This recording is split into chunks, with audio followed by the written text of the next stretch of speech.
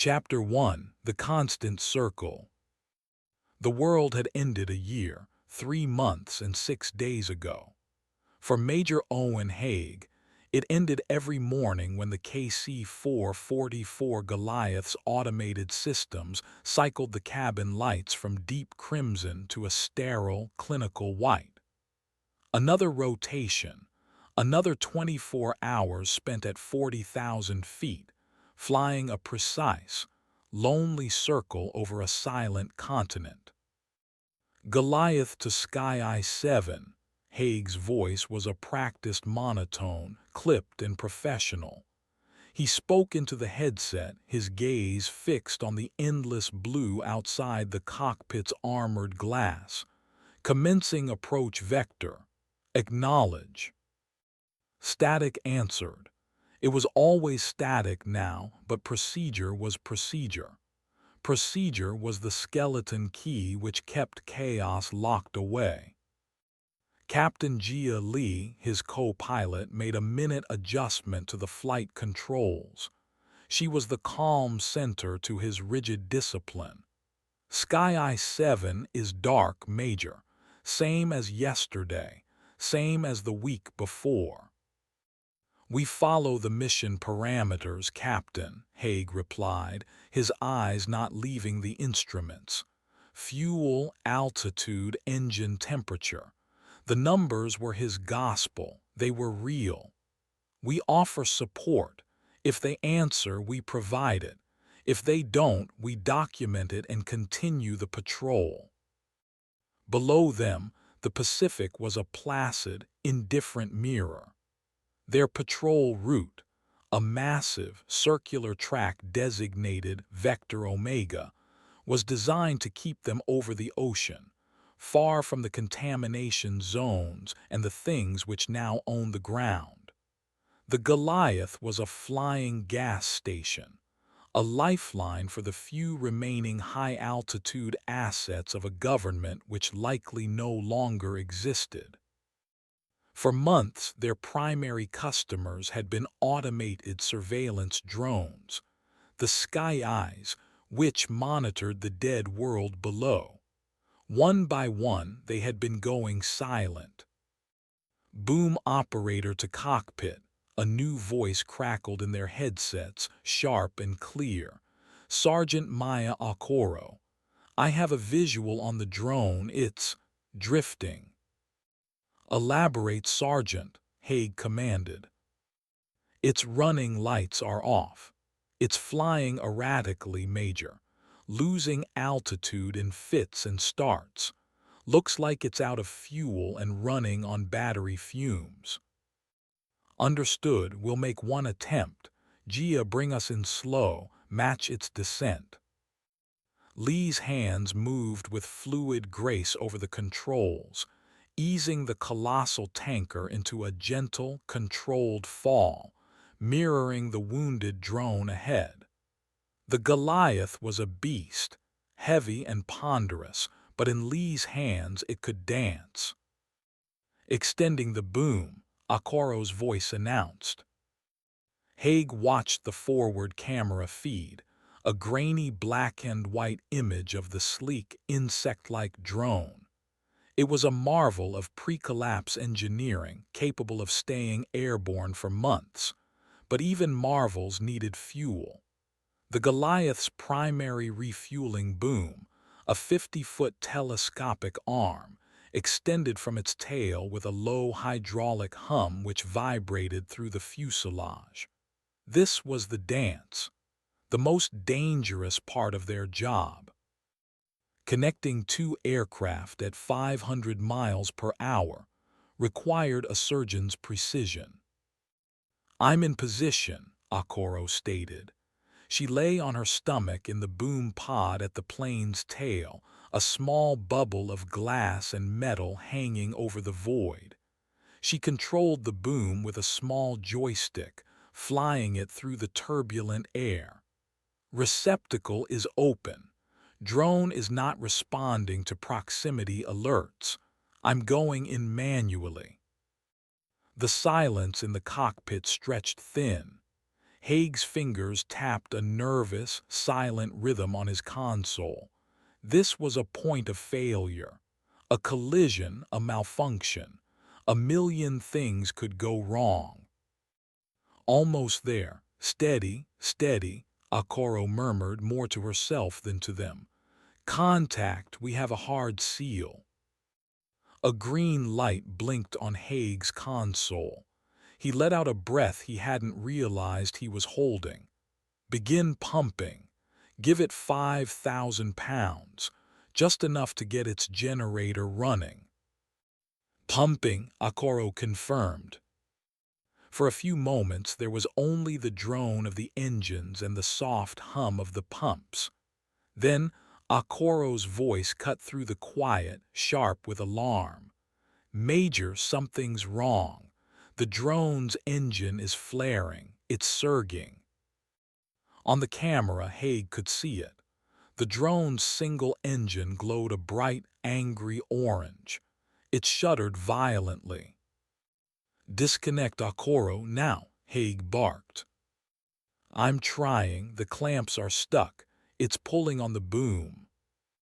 The Goliath bucked, a groan of stressed metal echoing through the airframe. On Haig's panel, a dozen warning lights flared to life. Hydraulic pressure dropping. Boom structural integrity compromised. Gia, full power, get us clear. Lee slammed the throttles forward. The four massive engines roared, fighting the pull of the dying drone. The Goliath shuddered, the strain immense. It's going to take the whole boom with it, Akoro yelled, her voice tight with strain. Emergency release, I'm blowing the bolts. Do it, Haig ordered. There was a deafening bang from the rear of the aircraft, a violent metallic scream. The plane surged forward, suddenly free. On the camera feed, the Sky-Eye drone with the severed tip of their refueling boom still attached to it, tumbled away into the clouds below, its engine a dying firefly. It spun once, twice, and then vanished. Silence returned to the cockpit, broken only by the wail of proximity alarms and the frantic beeping of system warnings. Report, Haig said, his voice strained. Boom is gone, Akoro said, her breathing heavy. The last 10 feet of it sheared clean off. The pod is secure, I'm all right. Chief Kalamer to cockpit. Another voice joined the conversation, the grizzled flight engineer. We have multiple hydraulic leaks in the tail section, sealing them off now. Main fuselage is secure, but our refueling days are over, Major. The system is wrecked. Haig closed his eyes for a second, pinching the bridge of his nose. No boom, no mission. The Goliath was now just a very large, very heavy transport plane with nowhere to go. Their entire purpose for being in the air was gone, severed and sent tumbling into the ocean. Gia, bring us back to patrol altitude, he said, his voice regaining its composure. Frank, give me a full damage assessment in 30 minutes. Akoro, get out of that pod. Finn, try to raise command again.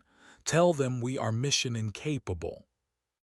Specialist Finn Riley, the young communications officer, spoke up from his station behind them.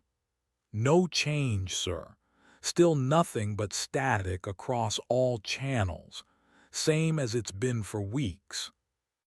Weeks of silence, weeks of flying a circle for a ghost command, and now they were broken. It was Dr. Ben Carter who spoke next.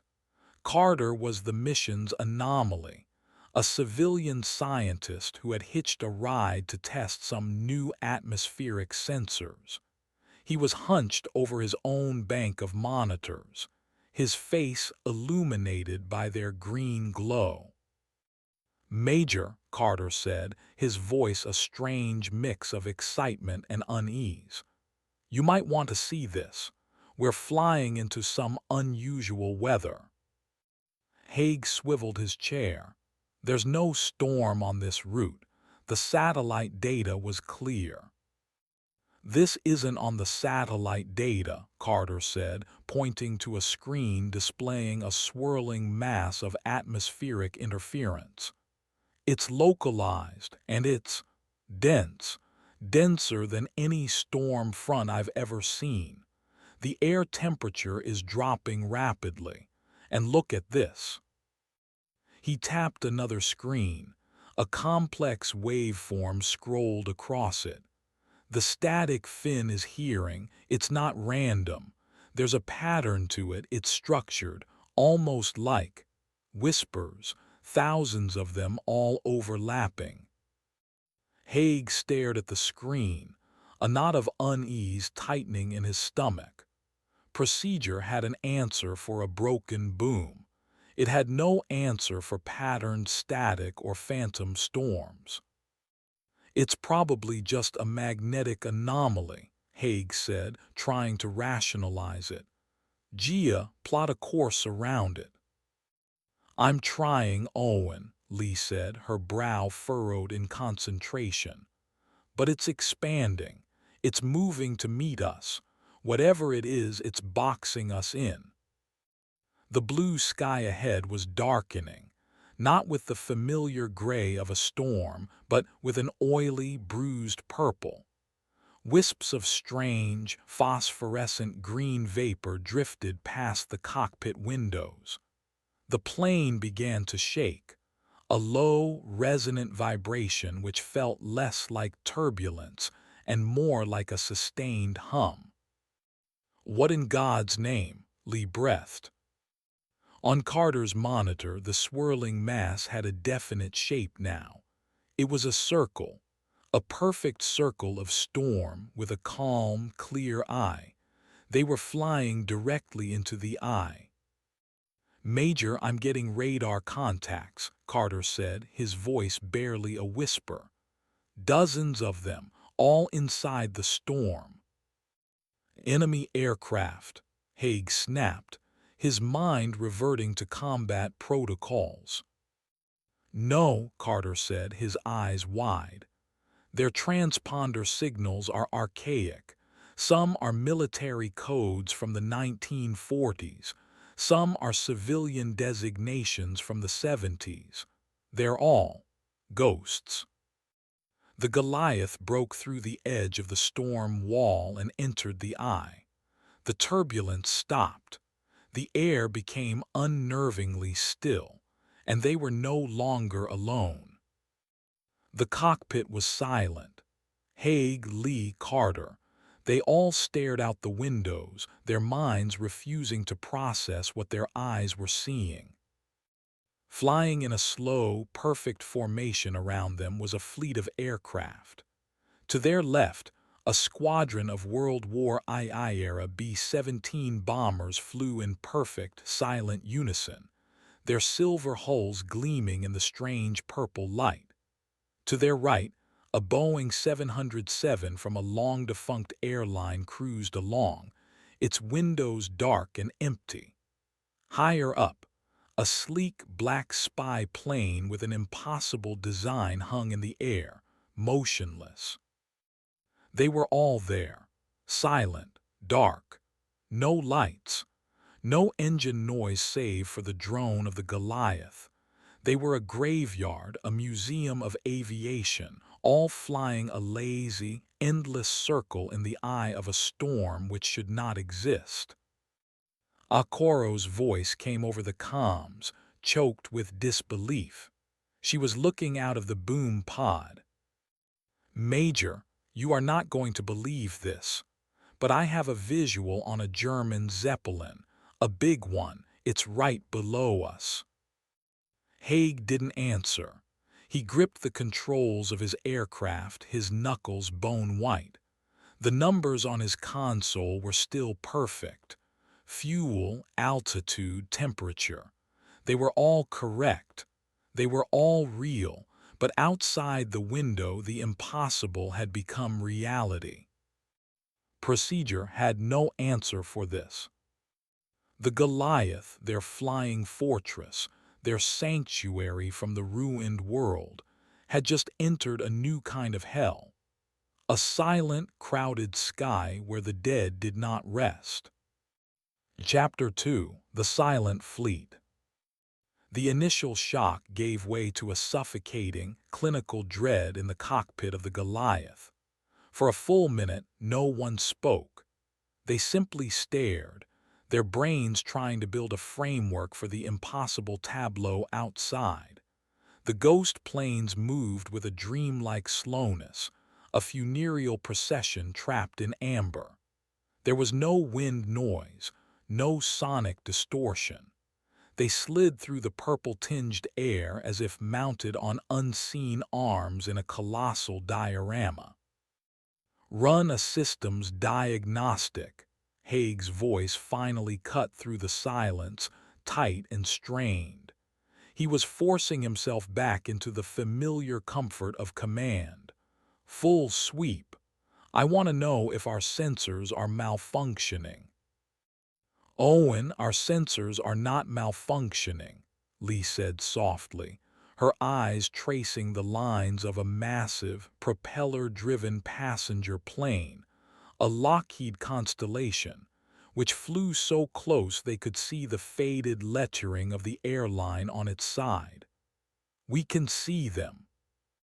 "Do it," Haig repeated, his tone leaving no room for argument.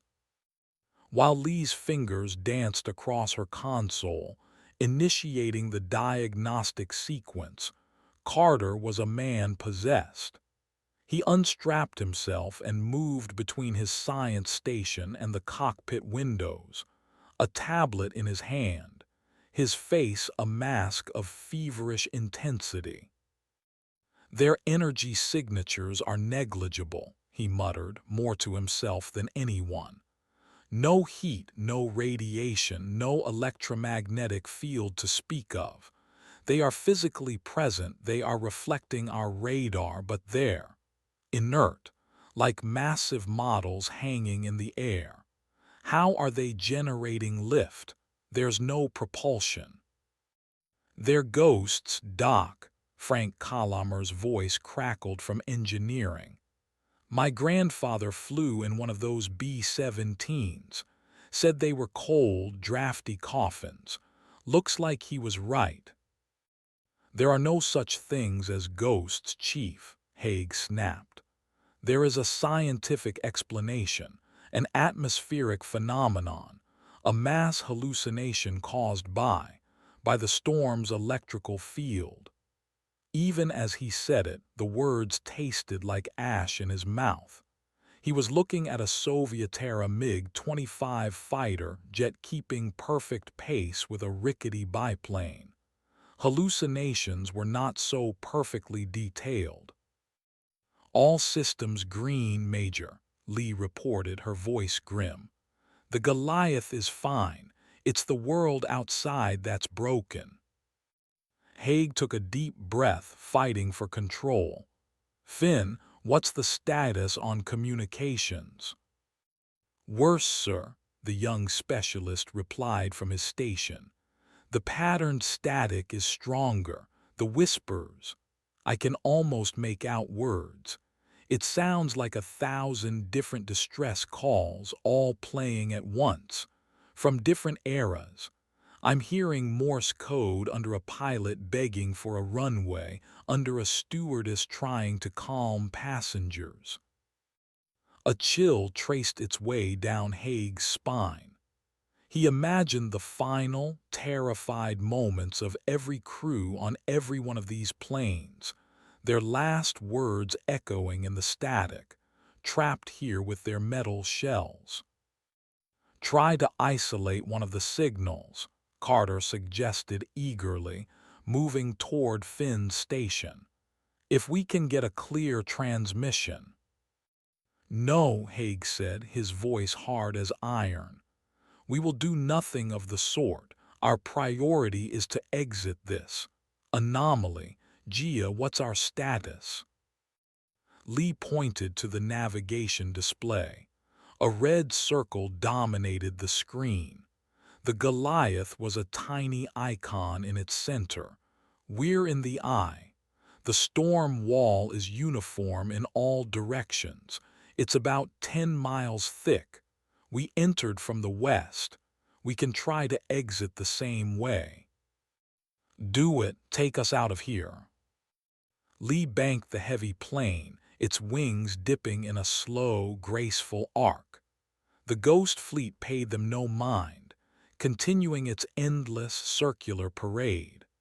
As the Goliath turned, its nose pointed back towards the churning, purple wall of the storm. The atmosphere inside the cockpit grew heavier. The low hum which had started when they entered the storm intensified, vibrating not just through the fuselage, but through the crew's bones. Engines are stable, Kalamer reported, but they're running hotter. Something in the air is making them work harder. Compensate for it, Haig ordered. They approached the storm wall. It was a terrifying spectacle up close, a solid-looking mass of roiling, dark vapor, shot through with veins of sickly green light. It was less like a cloud and more like a living membrane. Brace for turbulence, Lee warned. The moment the Goliath's nose pierced the wall, the plane screamed. It was not the groan of stressed metal Haig was used to. It was a high-pitched, resonant shriek, as if the aircraft itself were in pain. The entire world became a violent, shuddering chaos. Alarms blared, drowning out everything else. Red lights flashed across the consoles, a frantic, panicked heartbeat. We're losing airspeed, Lee yelled over the din, fighting the controls.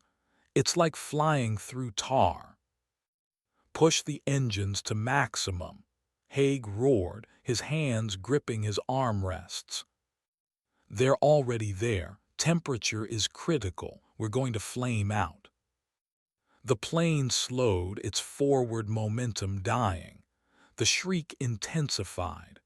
On Carter's screen, Haig could see the Goliath's icon being pushed backward, repelled by the storm wall. They were being rejected.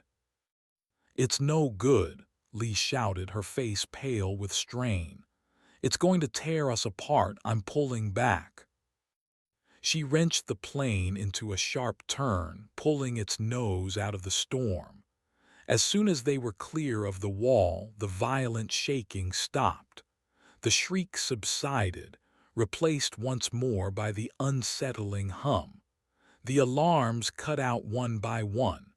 They were back in the unnerving calm of the eye. Leigh slumped in her seat, breathing heavily. It won't let us leave. The finality in her voice was absolute. They were trapped. The Goliath was no longer their transport. It was their cage. Haig sat in silence, the foundations of his world crumbling. Procedure had failed. Evasion had failed. The Goliath, a machine built to withstand the worst humanity could throw at it, was a toy here. Akaro, he said into his headset, his voice raspy. Report. There was a pause. I'm okay, Major. The view from back here is something else. It's like the storm wall is solid. When we hit it, I saw the ghost planes. They turned. They all turned and watched us. The image sent a fresh wave of horror through the cockpit. The silent, indifferent fleet was not indifferent after all. It was an audience. Carter, Haig said, turning to the scientist. You wanted to understand this place. Talk to me, theories, wild speculation, anything.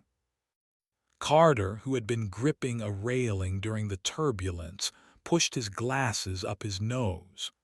His earlier excitement was gone. replaced by a grim awe. "This isn't a weather system," he began, his voice low. "It's an environment, a stable, self-contained ecosystem. The storm wall is its border. The laws of physics, or at least aerodynamics, are different here. These other planes, they aren't generating lift in a conventional way. They're buoyant, like ships. We're in an ocean in the sky, and we're a submarine. We don't belong, so the pressure is trying to crush us when we attempt to surface." "An ocean," Lee repeated softly. "A Sargasso Sea of the sky." "Exactly," Carter said, latching onto the name. "A place where wrecks from all of history accumulate, caught in an inescapable current." While they spoke, Specialist Finn Riley had been staring at his bunk on the other side of the flight deck, his face ashen. He had been quiet for too long. "Finn?" Haig asked. Finn didn't seem to hear him. He slowly raised a trembling finger, pointing towards the empty fold-down seat. He's there." Haig and Lee turned. The seat was empty. "Who's there, Specialist?" Haig asked, his patience wearing thin. Stress was getting to the boy. "The man," Finn whispered, his eyes wide with terror. "He's sitting right there, reading a newspaper." Haig unstrapped himself and stood. "There is no one there, Riley." He walked over to the bunk and slapped the seat. The sound echoed in the quiet cockpit. "See, empty." "But he was just—" Finn's voice trailed off.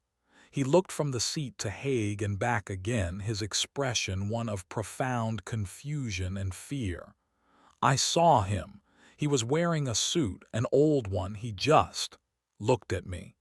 Then he folded his newspaper and faded." "You're exhausted, Finn," Lee said gently from her seat. "We all are. Your eyes are playing tricks on you." Finn shook his head, looking down at his trembling hands. "No, he was real." Haig returned to his seat, a new, insidious fear creeping in. It was one thing to be trapped by a phantom storm and a fleet of ghost planes.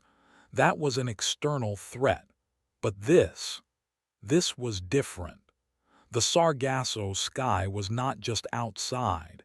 It was beginning to seep in, poisoning their minds, preying on their senses. He looked out the window at the B-17 flying silently alongside them. He could almost imagine seeing the crew inside, their faces pale and gaunt, staring back at him. Were they real? Were any of them? Was he hallucinating the entire thing? He gripped the armrest, the cold, hard metal a small anchor in the sea of unreality. "Everyone stays on station," Haig ordered, his voice a low growl. "We maintain patrol altitude within the eye. We conserve fuel. We will find a way out. This is a problem, and we will solve it." But as he spoke, he saw something out of the corner of his eye. A flicker of movement in the empty co-pilot's seat next to Lee. He turned his head sharply. There was nothing there. Absolutely nothing. Chapter 3: The Predator. The next 8 hours passed in a state of suspended dread. The Goliath flew its new, smaller circle within the confines of the storm's eye, a prisoner packing its cell. The silent fleet maintained its own grander orbit, a constant, unnerving reminder of their predicament. Haig enforced a strict rotation of rest and duty, trying to impose a sliver of normalcy on an insane situation. But the tension was a physical presence in the recycled air, thick and cloying. Every creak of the fuselage made them jump. Every flicker of a light on the console was a potential catastrophe. Finn Riley was relieved of duty. ordered by Haig to get some sleep. The young specialist had complied without protest, but Haig saw the way he stared at every empty corner, every shadow, before retreating to his bunk. The idea of the man in the suit had infected the crew's minds.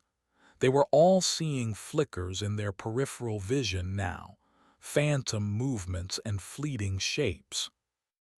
Dr. Carter was the only one who seemed to thrive. He had turned his science station into the nerve center of their prison, his monitors displaying a complex, evolving map of the Sargasso. He was tracking the movements of every single ghost plane. "It's not random," he announced suddenly, his voice cutting through the low drone of the engines. Haig and Lee, who were on watch, both turned to him. "Their orbits are not uniform," Carter explained, pointing to a screen filled with intersecting lines and circles. "They're deliberate. The larger planes, the bombers and the airliners, they stay to the outer edge of the eye. The smaller, faster ones, the fighters, they weave through the center. It's organized, like a flock of birds or a school of fish." "Organized by what?" Lee asked. "I don't know," Carter admitted.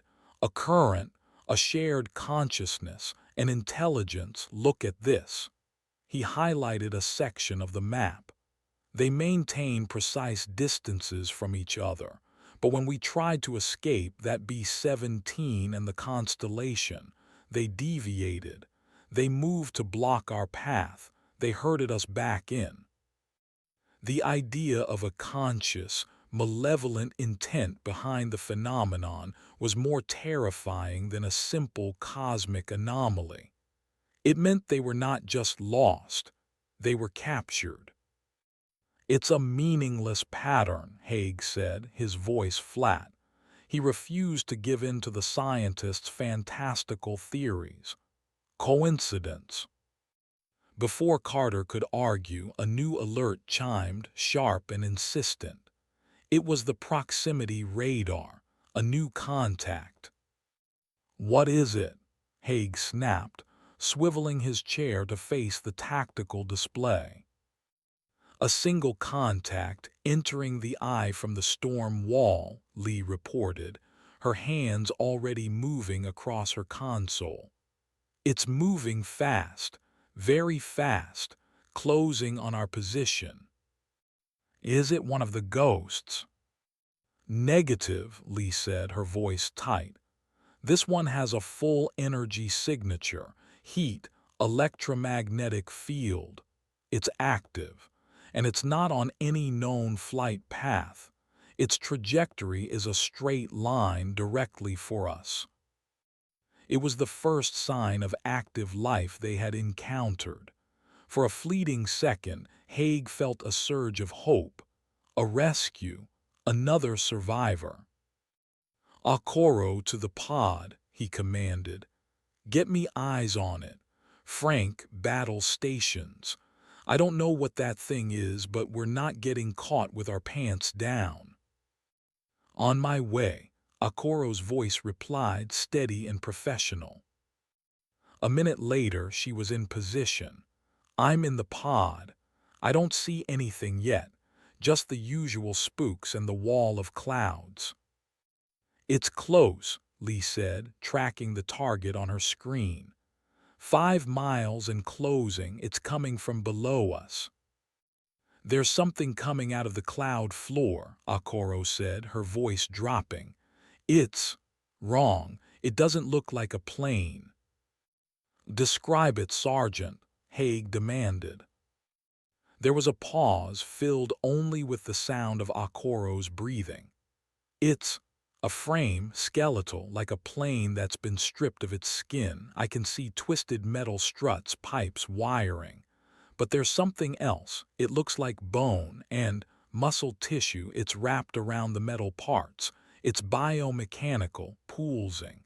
God, it's got no wings, just these fins like a shark. and it's moving through the air like one. Hope died in Haig's chest, replaced by ice. This was not a rescue. This was a predator. "It's turning," Akoro said, her voice strained. "Coming up behind us, it's fast. Jesus, it's so fast." "Can we outrun it?" Haig asked Lee. "In a straight line, maybe, but we have nowhere to run to," she replied grimly.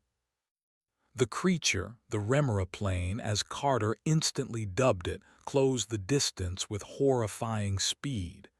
It was visible on the rear camera now, a nightmarish fusion of machine and flesh.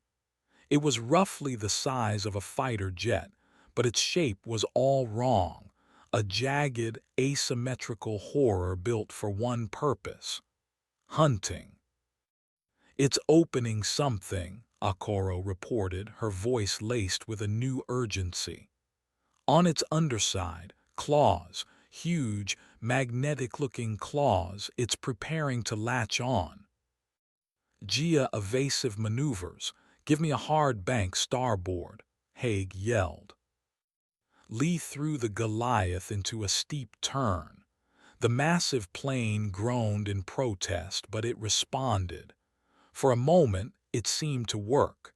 The remora plane overshot them, its ugly frame a blur in the camera feed. "It's circling back," Akoro said. "It learns fast. It's not aiming for the fuselage anymore. It's going for the engines." The creature came in again, this time from the side, its movements fluid and predatory. It aimed for the engines on the Goliath's right wing. "Dive," Haig commanded. "Lose altitude." Lee pushed the yoke forward, sending the tanker into a stomach-lurching descent. The ghost fleet scattered below them, moving with an unnatural agility to clear a path. The remora stuck to them, anticipating the move. Clang! A violent, metallic impact shook the entire aircraft. It was followed by a horrific screeching, the sound of metal claws digging into the Goliath's skin. "It's on us," Kalamer yelled from engineering. "It's latched onto the housing of Engine 3. Multiple alarms screamed to life. Engine 3 was showing a massive power fluctuation, its temperature soaring. "It's tearing through the casing," Kalamer shouted. "It's trying to get to the turbine." "Shake it off, Gia," Haig ordered.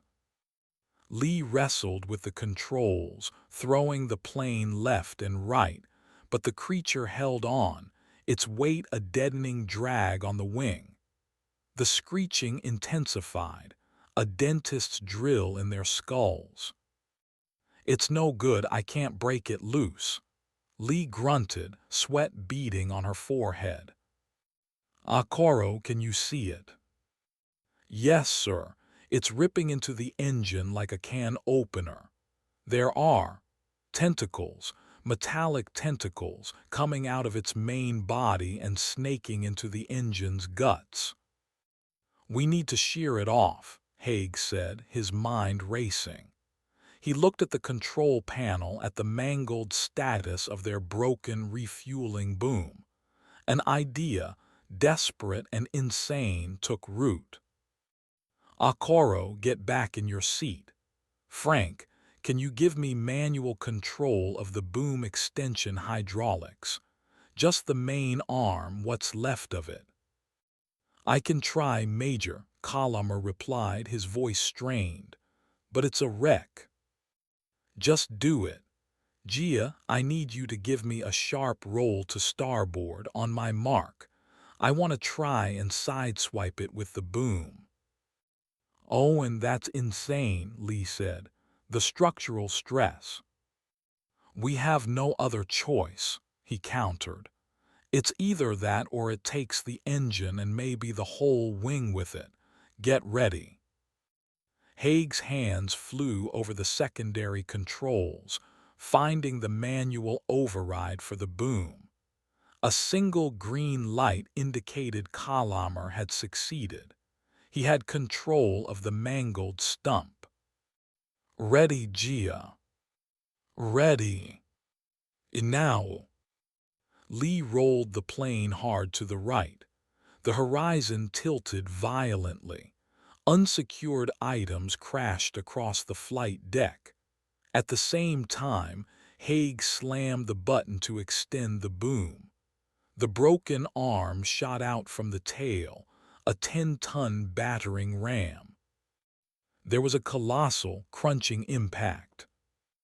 The Remora was caught completely by surprise. The boom smashed into its skeletal body, shattering bone-like struts and tearing through the pulsating organic tissue. It let out a shriek, not a mechanical noise, but a high-pitched, biological scream which came through the fuselage itself. Its claws lost their grip. The creature fell away, tumbling through the air. It was heavily damaged, trailing smoke and a dark, oily fluid. It didn't try to recover. It simply fell, disappearing into the thick cloud layer below. Lee leveled the plane out. The cockpit was a mess, but they were free. Silence descended, broken only by the panting of the crew and the one remaining, wailing alarm. "Engine 3. "Frank, report," Haig said, his voice ragged. "Engine 3 is gone, Major." Kalamer's voice was grim.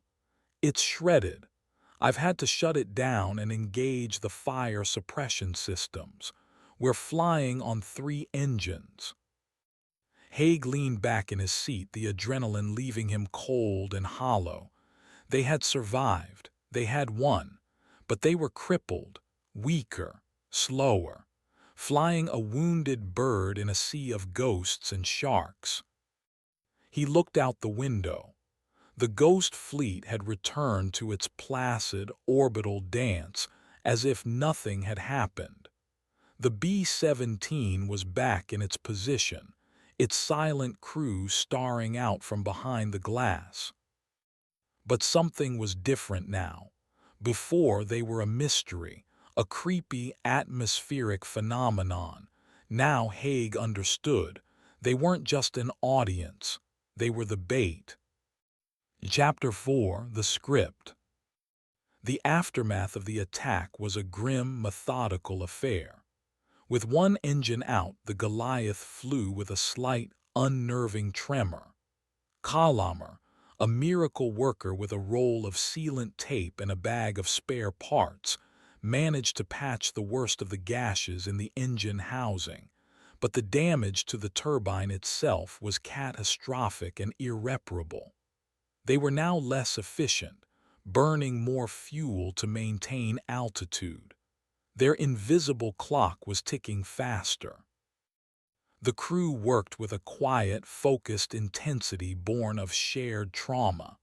The spectral oddity of their prison had been terrifying but abstract. The Remora was different. It was a tangible monster. It had weight and teeth, and it had made them bleed. The fight had forged a new, unspoken bond between them. They were no longer just a flight crew. They were survivors. Carter, however, was operating on a different level. The attack had not just terrified him. It had given him data. Hard, quantifiable data. He was hunched over his console, cross-referencing the Remora's attack vector with the movements of the Ghost fleet just before the assault. "I was right," he said, looking up at Haig and Lee. His eyes were wild, alight with a terrifying clarity. "It was a coordinated hunt. The conductor, whatever it is, it used the fleet to manipulate us." He brought up a replay on his main screen. It showed the Ghost planes as simple icons. "Watch. 10 minutes before the attack, this airliner and this old cargo plane shifted their positions slightly. A deviation of only a few degrees. Insignificant, right? He zoomed in. Their new positions created a channel, a clear path through the densest part of the fleet, a path that led directly to our flight plan, and at the end of that channel, he pointed to another icon. The Remora was waiting. Hiding in the radar shadow of a Zeppelin, the fleet didn't just herd us. It set a trap. It served us up on a platter. Haig stared at the screen, the cold logic of it undeniable. This place wasn't just a prison. It was a hunting ground, an arena, and the ghost planes were the terrain, shifted and shaped by an unseen intelligence to suit the predator. So we stay away from them, Lee said, her voice tight. We fly in the clearest part of the eye. It won't matter, Carter countered. If it wants to, it can rearrange the board at any time. We're not playing chess here. We are the chess pieces. The thought was paralyzing. Their skill as pilots, their knowledge of the aircraft. It was all irrelevant if the very sky they flew in was an active participant in their destruction. Haig felt a presence. He didn't see it, not at first. It was a subtle shift in the air, a drop in temperature, the feeling of being watched. He turned his head slowly. Dr. Carter was standing by his science station, his back to the cockpit, and sitting at the console where Carter had been moments before was the man in the suit. This time there was no flicker. He was solid, real. He wore a simple, dark suit from the 1960s, his dark hair neatly combed. He held a clipboard in his lap. He was not looking at Haig, but at the diagnostic screen displaying the damage to Engine 3. His expression was one of mild, detached interest, like a mechanic assessing a job. Haig's blood ran cold. He opened his mouth to shout, but no sound came out. His throat was locked in ice. The man in the suit made a small, precise notation on his clipboard with a spectral pen. He then looked directly at Haig. His eyes were completely, utterly empty. He gave a small, almost imperceptible nod. Then he vanished. He didn't fade. One moment he was there, the next he was gone. The air rushed back into the space he had occupied. Carter, oblivious, turned around. "Major, are you all right? You look like you've seen a—" He stopped, seeing the look on Haig's face. "He was here," Haig said, his voice a hoarse whisper. "Right there, at your console." Carter's eyes widened. He immediately turned to his sensors. Any anomalous readings, energy fluctuations, thermal displacement. He was holding a clipboard, Haig said, ignoring him, trying to process the sheer impossible detail of it. He was looking at the engine diagnostic. He made a note. The two men stared at the empty chair. The encounter had lasted no more than 5 seconds, but it had shaken Haig more than the entire Remora attack. The creature was a monster. This was something else. This was a violation. It had been inside their sanctuary, inside their minds. The true terror came 10 minutes later. Kalamer came on the comms from the wing access tunnel, where he was doing a final inspection. "Major, this is weird. The damage to the hydraulic lines. It's not random tearing. The cuts are clean, almost surgical. And there's a pattern to them. It's like whatever did this knew exactly which lines to sever to cause maximum damage without triggering a full system explosion. It knew the schematic." Haig felt a wave of nausea. The clipboard, the notations. The ghost hadn't been observing the damage, it had been reviewing its work. The day bled into a long, paranoid night. The cycles of sterile white light in the cabin seemed harsher, the shadows in the corners deeper. No one slept. Every sound was the approach of the remora. Every flicker of light was the arrival of the man in the suit. They were a handful of exhausted, terrified souls in a can, waiting for the other shoe to drop. It dropped when Haig was alone in the cockpit. Lee was getting coffee, and the rest of the crew were at their stations, lost in their own quiet dread. The Goliath was on autopilot, flying its weary circle. Haig was staring out at the silent fleet when the temperature in the cockpit plunged. A fine layer of frost bloomed on the inside of the window. He did not need to turn, he knew.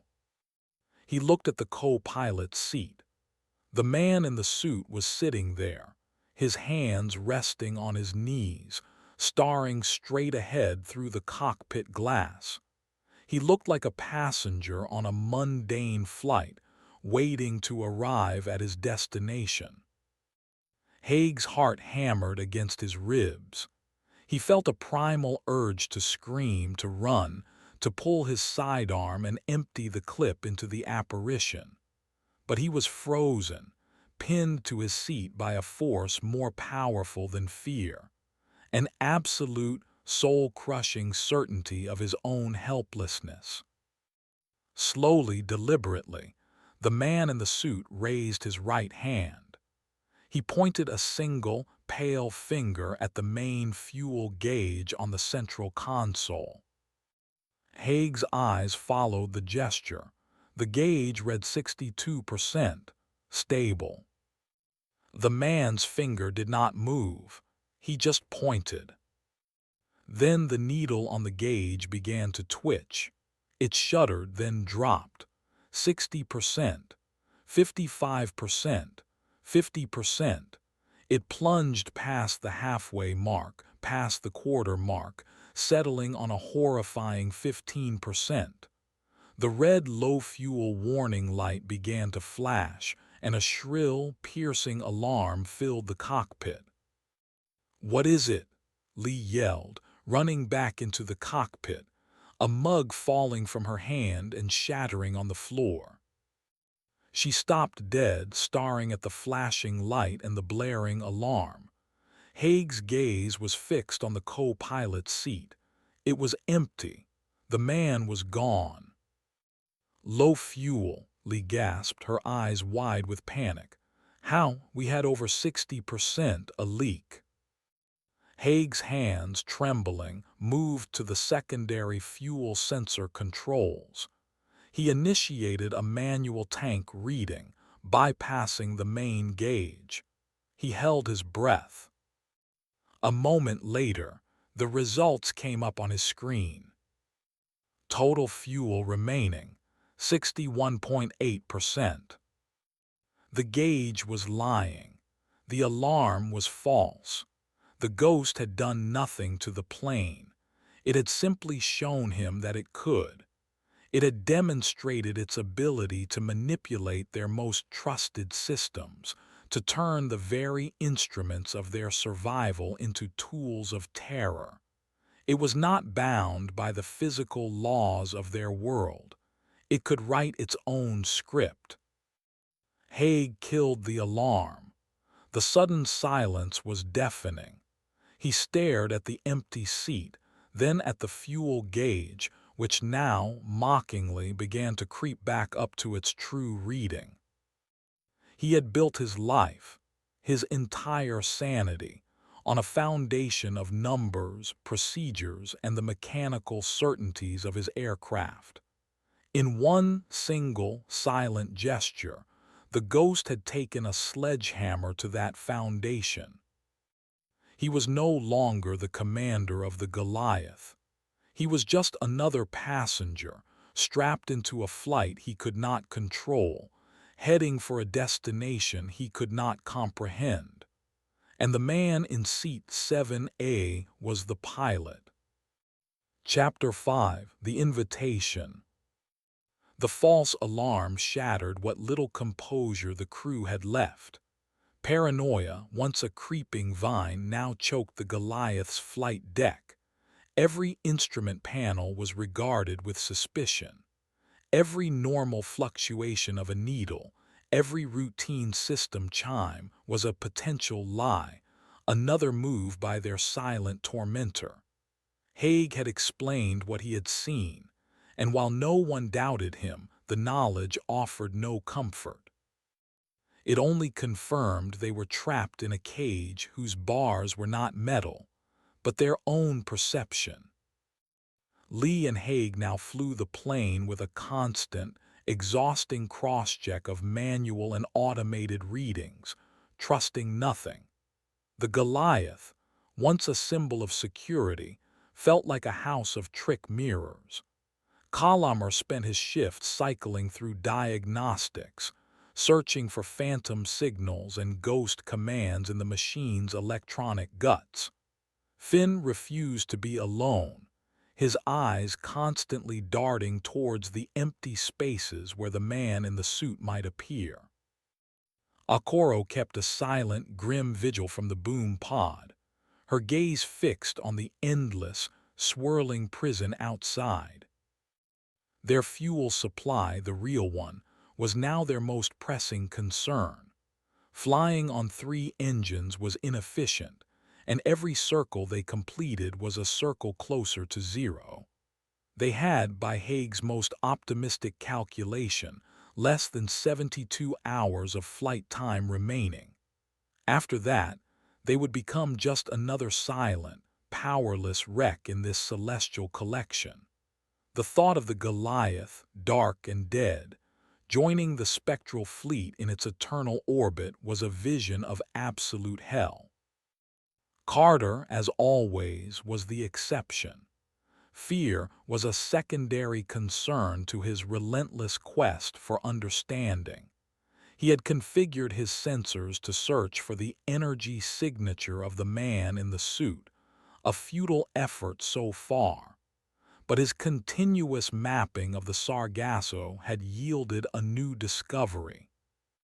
"There's a focal point," he said, gesturing for Haig and Lee to come to his station. His screen showed the now familiar map of the Ghost Fleet's orbits, but now a single point near the ceiling of the Storm's Eye was highlighted. All their flight paths, they are not perfectly circular, they are infinitesimally elliptical, and this spot right here is a common gravitational, or whatever passes for gravity here, focus. Something is holding them all in place. Something is up there. "In the cloud ceiling," Lee asked, peering at the screen. "What is it?" "I don't know. It's a dead zone on my instruments. All signals that go in are absorbed. Nothing comes out. It's a spot of pure, absolute blackness." As if on cue, a new phenomenon began. A low, resonant hum started to build, the same sound they'd felt when they first entered the Sargasso, but this time it was growing in intensity. It was a pure, deep tone that made their teeth ache. Then, from the dark cloud ceiling Carter had indicated, something descended. It was not a plane, it was not a creature, it was a refueling boom. It was identical to the Goliath's own lost boom, but this one was pristine, undamaged, and it seemed to be made of solidified shadow. It lowered itself from the cloud layer with a silent, hypnotic grace, its nozzle glowing with a soft, internal white light. It stopped about 100 feet above them, hanging in the air, waiting. An offering.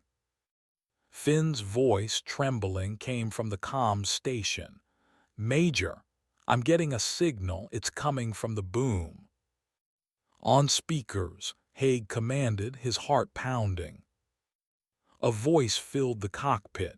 It was calm, genderless, and perfectly synthesized. An automated system. KC-444 Goliath. You are cleared for final refueling. Approach and connect. All systems are compatible. The crew stared in stunned silence. Salvation offered from the heart of their nightmare. It's a trap, Akoro's voice said instantly from the pod. Her tone was flat and certain. Of course it's a trap, Lee agreed, her eyes fixed on the spectral boom. It's baiting us. But what if it is? Kalamer's voice chimed in, heavy with a desperate hope. What if it's a way out, or at least a way to keep flying? The debate was a spark in a tinderbox. The crew was fracturing. Hope, however false, was a powerful poison. To fly towards that boom was to embrace the madness of this place. To ignore it was to accept their slow, inevitable death by fuel starvation. Haig was torn.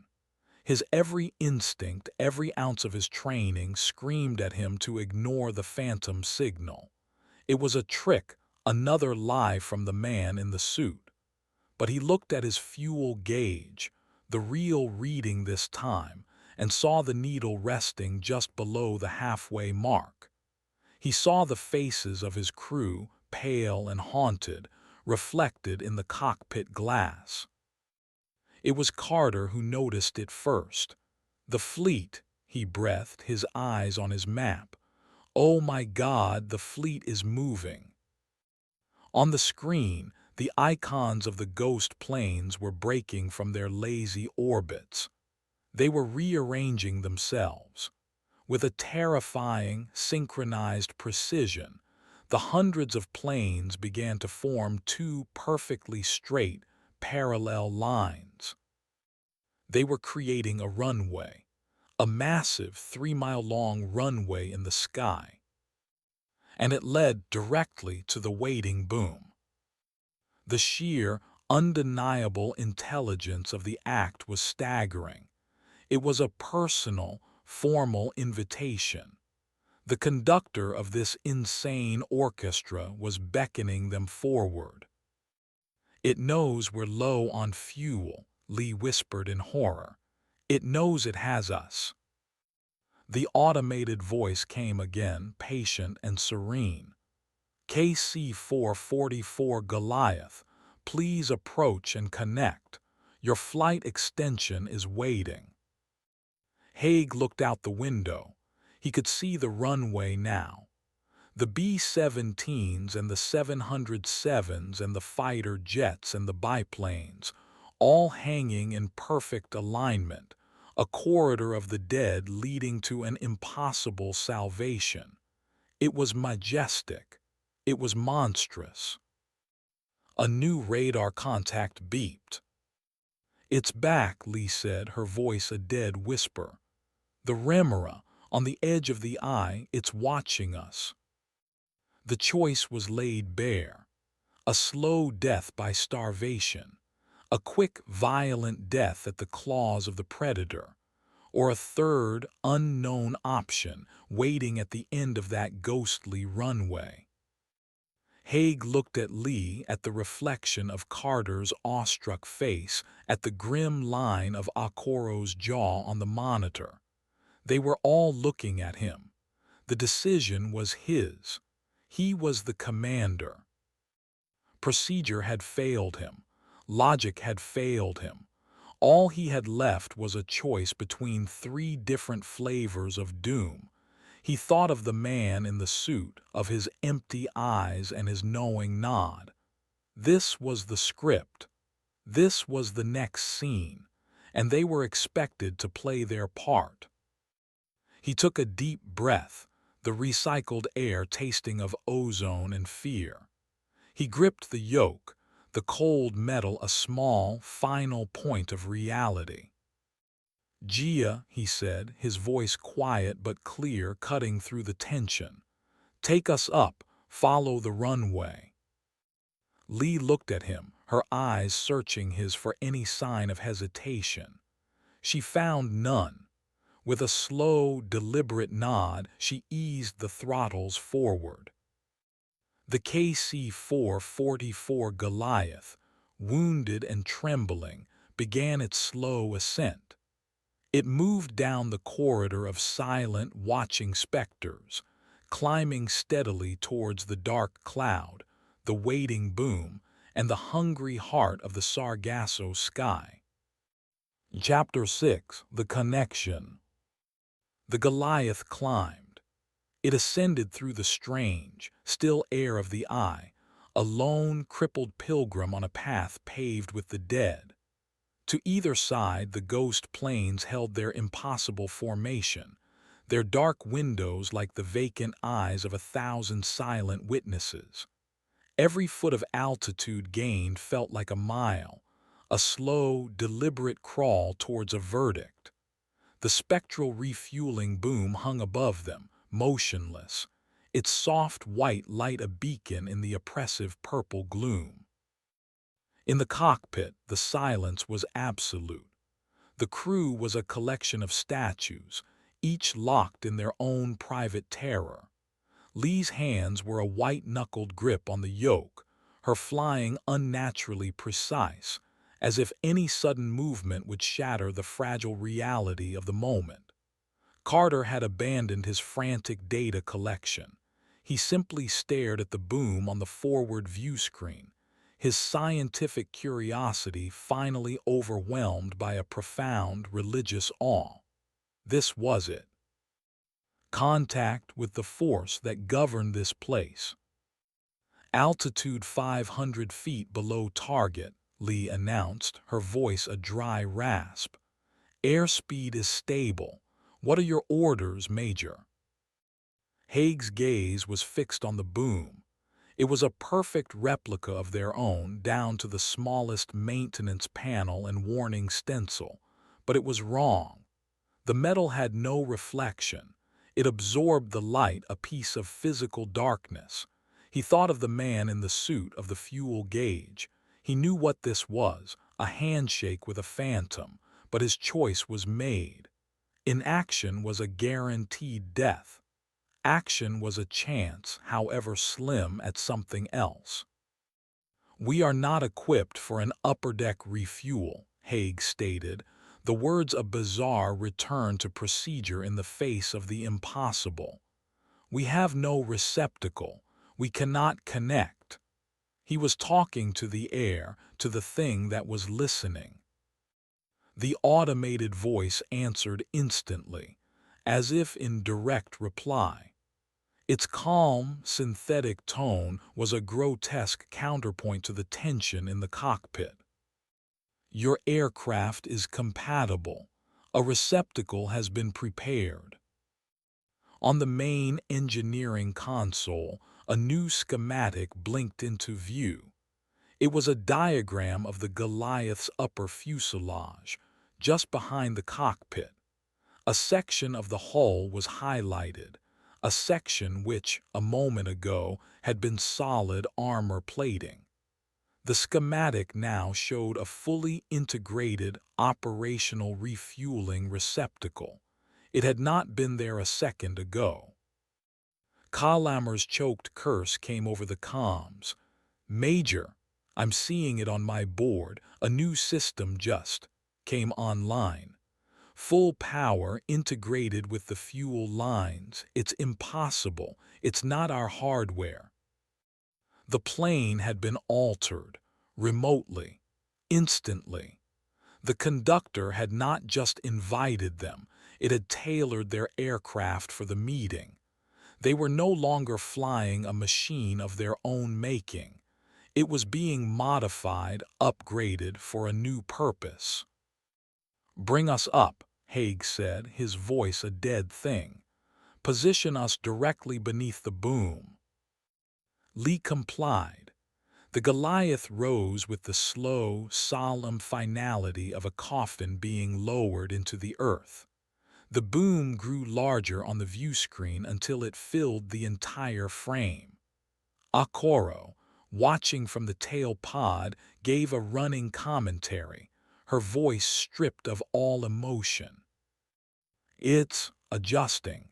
The nozzle is changing shape, matching the new receptacle. There are filaments, thin silver filaments extending from the tip. They look like nerves. The proximity alarms began to chime, a soft, insistent warning. They were within feet of the object. Haig could feel the subtle pressure change in the cabin, the air growing thick and heavy with static electricity. The hairs on his arms stood on end. "Hold position," Haig commanded. Lee's control was masterful. The 400-ton aircraft hovered, perfectly still, beneath the waiting appendage. "Connection authorized," the voice announced. "Extending probe." The nozzle of the boom descended.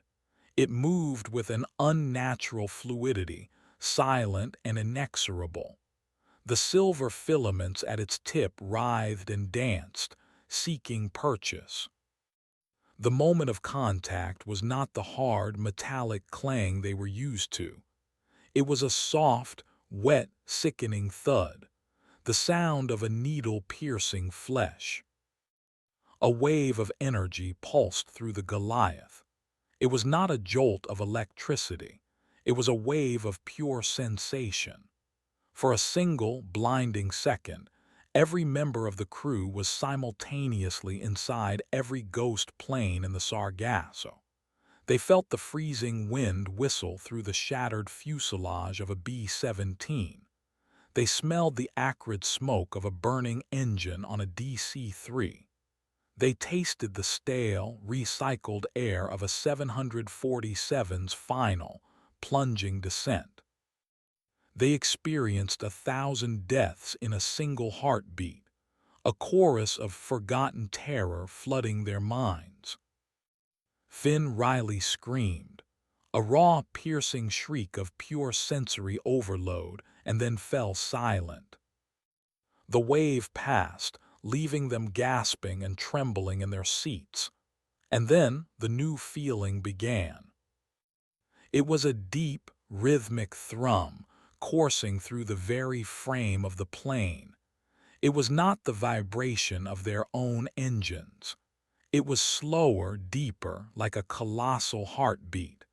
The Goliath was no longer just a machine. It was plugged into a circulatory system. "Refueling in progress," the automated voice announced placidly. Haig looked at his fuel gauge. The needle was climbing, but the substance flowing into their tanks was not jet fuel.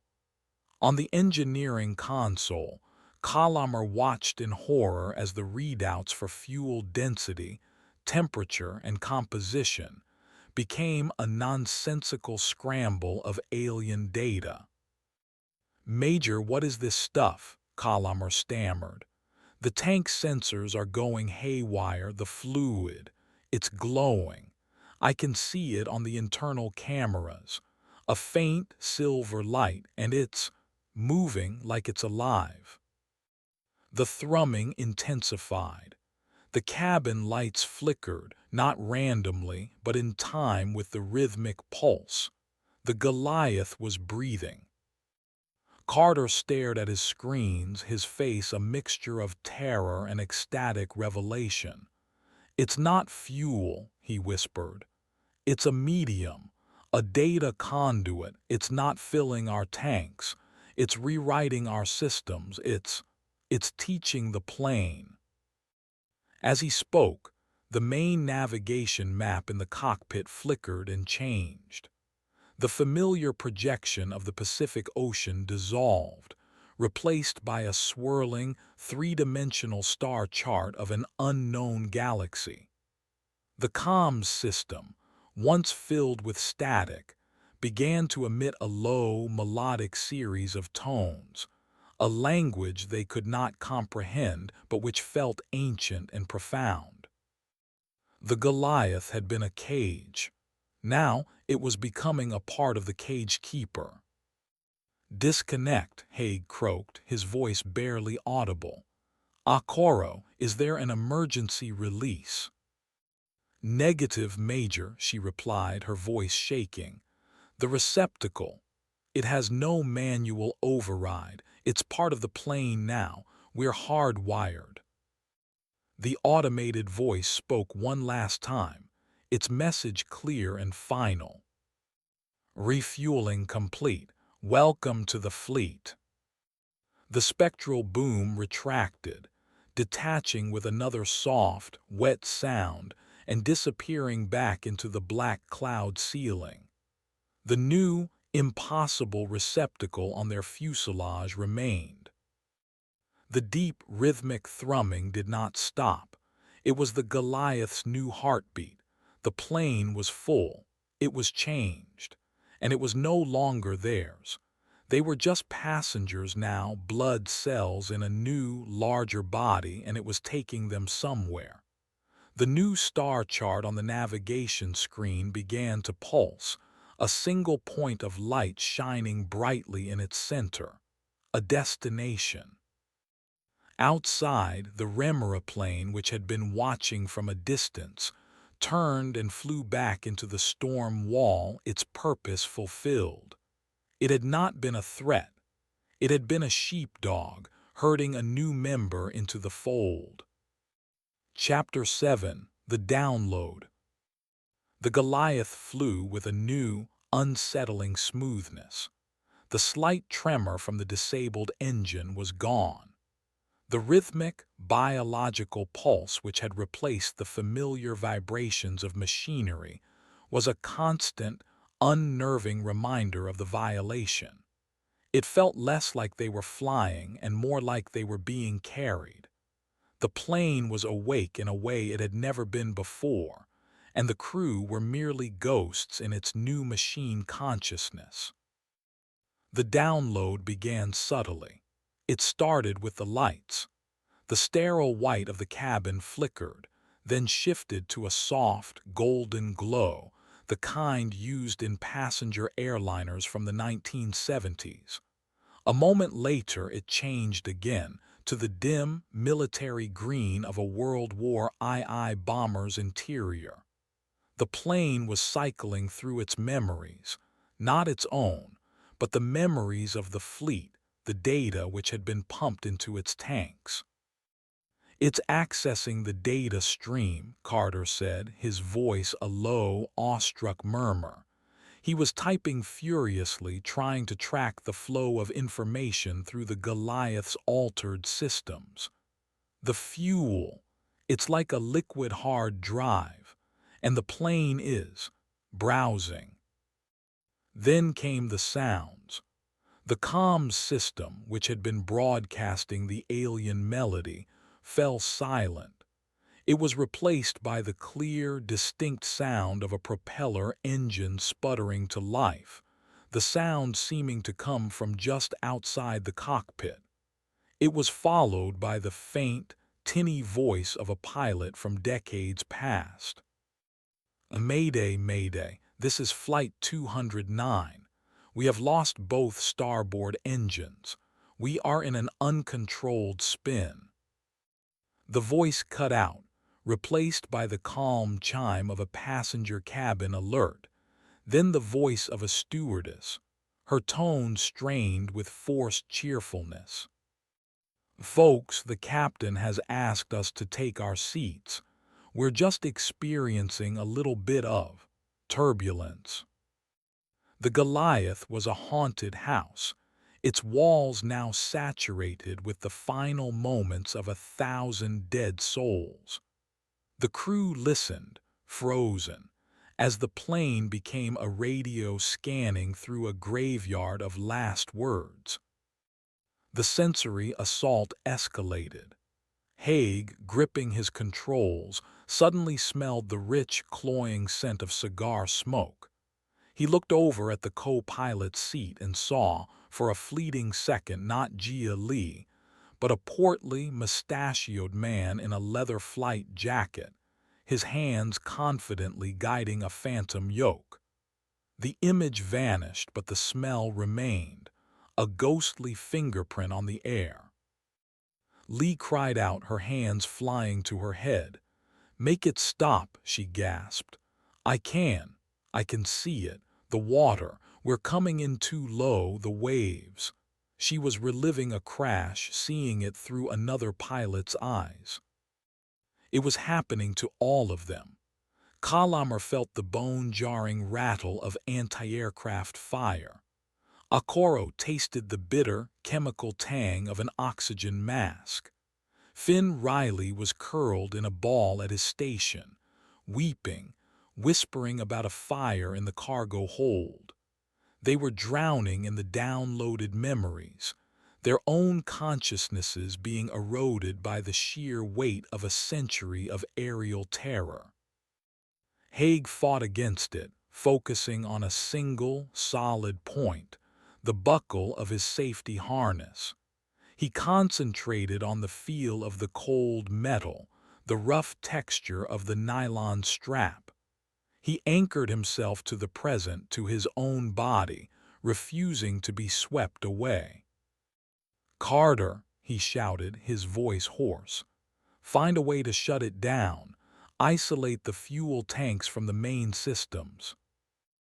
"I can't," Carter yelled back over the cacophony of spectral voices. "It's not a system anymore, it's the plane's circulatory system. The data is everywhere. In the wiring, the hydraulics, the environmental controls. To shut it down would be to kill the plane." The man in the suit appeared. He was not sitting this time. He stood in the narrow aisle behind the pilot's seats, his hands clasped behind his back, observing them.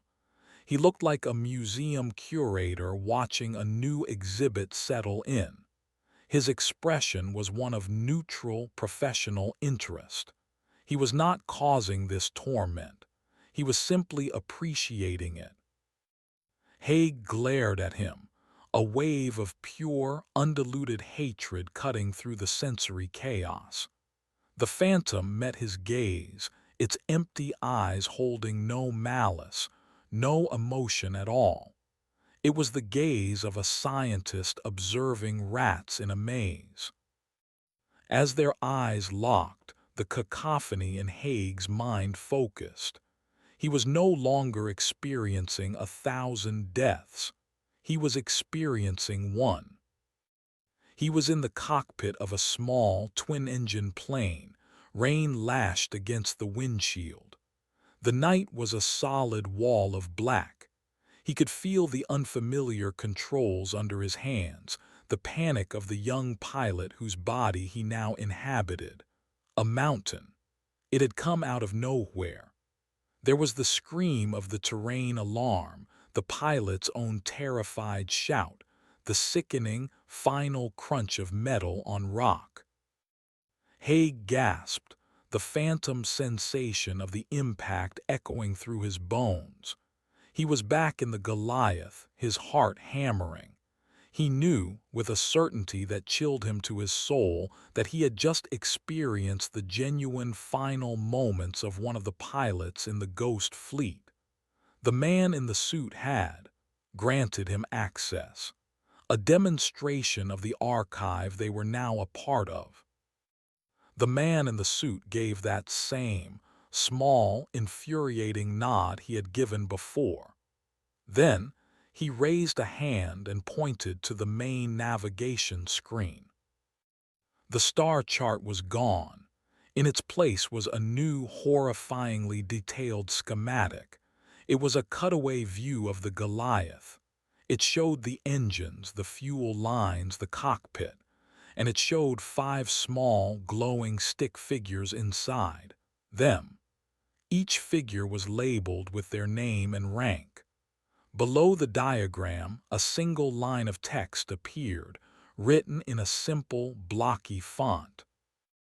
Acquisition log, pending integration. The plane was not just a vehicle anymore. It was a containment unit, and they were the contents. The spectral chaos began to subside, the voices fading back into a low, ambient hum. The lights returned to their normal, sterile white. The plane was done browsing. It had finished its initial indexing of the new data. The thrumming heartbeat remained, a constant reminder of their new reality. "What was that?" Lee asked, her voice trembling as she wiped sweat from her brow. "A systems purge." "No," Carter said, his face pale. "That was the boot sequence. The system is stable now. The download is complete." The Goliath was flying itself. The navigation screen showed a clear, determined course, heading upwards, towards the focal point Carter had identified, towards the black spot in the ceiling of their world. Haig looked at the schematic of their plane, at the glowing icons which represented his crew, at the words pending integration. He finally understood. The Sargasso Sky was not a graveyard, it was a library, and the conductor was not a monster, it was a collector. The ghost planes were not wrecks, they were books, each one containing the story of its final flight. And the KC-444 Goliath was the newest volume, delivered and ready to be shelved. Chapter 8: The Hangar. The Goliath's ascent was relentless. It flew with an unwavering purpose, guided by the conductors towards the dark patch in the sky above. Haig and Lee sat at the controls, their hands hovering uselessly over yokes and throttles which no longer responded to their touch. They were prisoners on their own flight deck, their authority stripped away by the plane's new consciousness. The rhythmic pulse of the Goliath's new heart was the only sound, a steady, hypnotic beat counting down their final minutes of freedom. "It's taking us to the focal point," Carter confirmed, his voice hushed. He had recalibrated his sensors, trying to get any kind of reading from their destination. "The gravitational center. We're ascending beyond the normal flight ceiling of the fleet." He was right. As they climbed, they passed the upper layer of the ghost planes. The silent airliners and bombers continued their lonely orbits below, growing smaller and smaller, like toys in a vast, purple-lit room. They were entering a new, emptier stratum of the Sargasso. The air here was colder, darker. The light from the storm walls seemed distant, unable to penetrate the deep gloom. "The pressure is dropping, but the cabin is compensating perfectly," Colomer reported from engineering. "Too perfectly. It's not the plane's original system, it's anticipating the changes, holding us in a bubble." They were being preserved, kept comfortable for their final delivery. The thought was infinitely more terrifying than a simple, violent crash. Then they saw it. It was not a structure of metal or stone. It was a place carved out of the very substance of the storm. A colossal, gaping maw in the cloud ceiling, a hole of absolute blackness. As they drew closer, details began to emerge from the darkness, shapes defined by the absence of light. It was a hangar, an impossible architectural void large enough to hold a fleet of battleships. Its form was fluid and wrong, its angles violating the laws of geometry, its walls seeming to be woven from solidified shadow and captured starlight. "My God," Lee breathed, "it's real." Ghostly lights flickered deep within the hangar's cavernous interior, faint, bioluminescent pulses which revealed glimpses of colossal, skeletal gantries and docking arms, all seemingly made of the same twisted wreckage as the Remora plains. And parked within, silent and still, were other wrecks. These were not the pristine, looping ghosts from the sky below. These were mangled, torn, and broken things, displayed like hunting trophies on the hangar walls. A German bomber from the Blitz, its wings sheared off. A modern stealth fighter, its nose cone crushed. A private jet peeled open like a tin can. This was not a library. This was a dissection lab.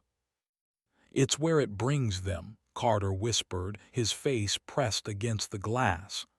"The ones it's finished with, the ones it has studied." The Goliath did not slow. It flew directly towards the open maw of the hangar, its new consciousness eager to return home. The silent escort of ghost planes had long since been left behind.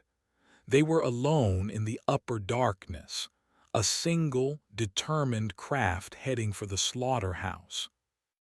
The time for passive acceptance was over. "I am not ending up as a decoration on that wall," Haig growled, the fire of defiance reigniting in his chest. "I am the commander of this aircraft, and I will not let it deliver my crew to that thing." He unstrapped himself, his movements sharp and deliberate. "Kalamer, I need a manual override, now. Is there any system on this plane that is still physically controlled? Anything the download can't touch?" There was a long pause from engineering. "The fire suppression system," Kalamer said finally. "The emergency halon release for the fuel tanks. It's a last resort protocol. It's designed to be isolated, triggered by physical, redundant levers to prevent accidental discharge. If we flood the tanks with halon, it will displace the fuel. The connection might be severed." It was a wild, desperate gamble. The halon would ruin their remaining engines, but they were already on a one-way trip. "But the levers are in the main engineering bay," Kalamer added grimly. "And I'm locked out. The download sealed the blast doors. I can't get to them." "Then we cut through," Haig said. He turned to the emergency locker on the flight deck wall and pulled out a heavy, industrial-sized fire axe. The red-painted steel felt solid and real in his hands. It was a weapon from a simpler world. A world of physical problems with physical solutions. "Lee, you're with me," he commanded. "Carter, you have the con, you watch that thing, you find its weaknesses. Akoro, Finn, you barricade the cockpit door. Use whatever you can find, don't let anything in." For the first time in days, they were a team again, united by a single, desperate purpose. Lee grabbed a heavy metal flashlight, a makeshift club. They were ready. The cockpit door hissed open, and Haig and Lee stepped out onto the main deck of the Goliath. The air was cold, and the rhythmic thrumming of the plane's new heart was louder here, a physical vibration in the floor plates. The door to the engineering bay was 20 yards down the narrow corridor, a thick slab of reinforced steel. As they started towards it, a flicker of movement caught Haig's eye. At the far end of the corridor, standing just before the engineering door, was the man in the suit.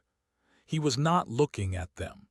He was looking at the door, one hand resting gently on its surface, as if to say, "You shall not pass." He was no longer just an observer.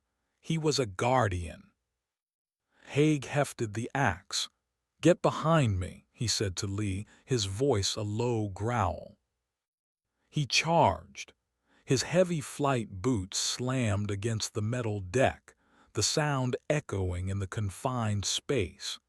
He raised the axe, all his fear, all his rage, all his despair focused into this one single, violent act of defiance.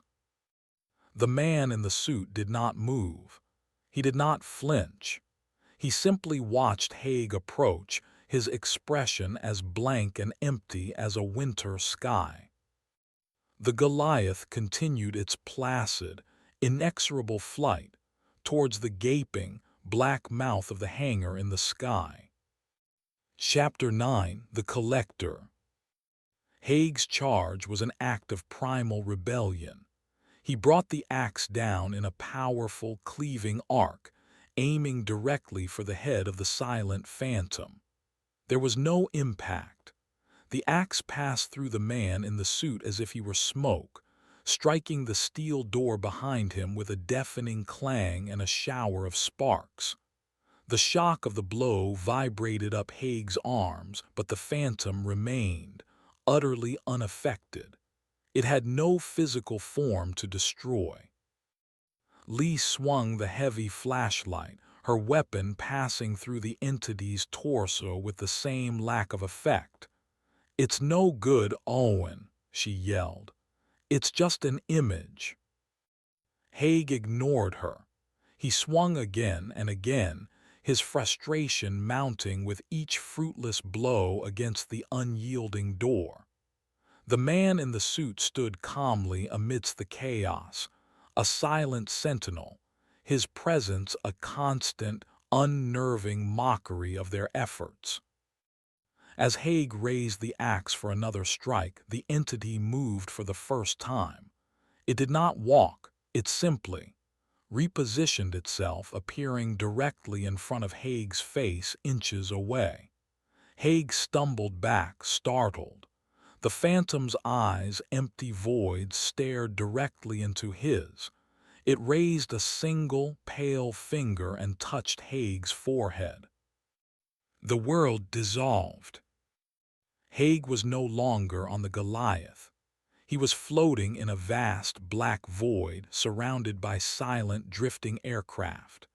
He saw the B-17s, the constellations, the Zeppelins. But he saw them now as the conductor saw them. He saw the intricate web of energy that connected them all, the lines of data flowing between them.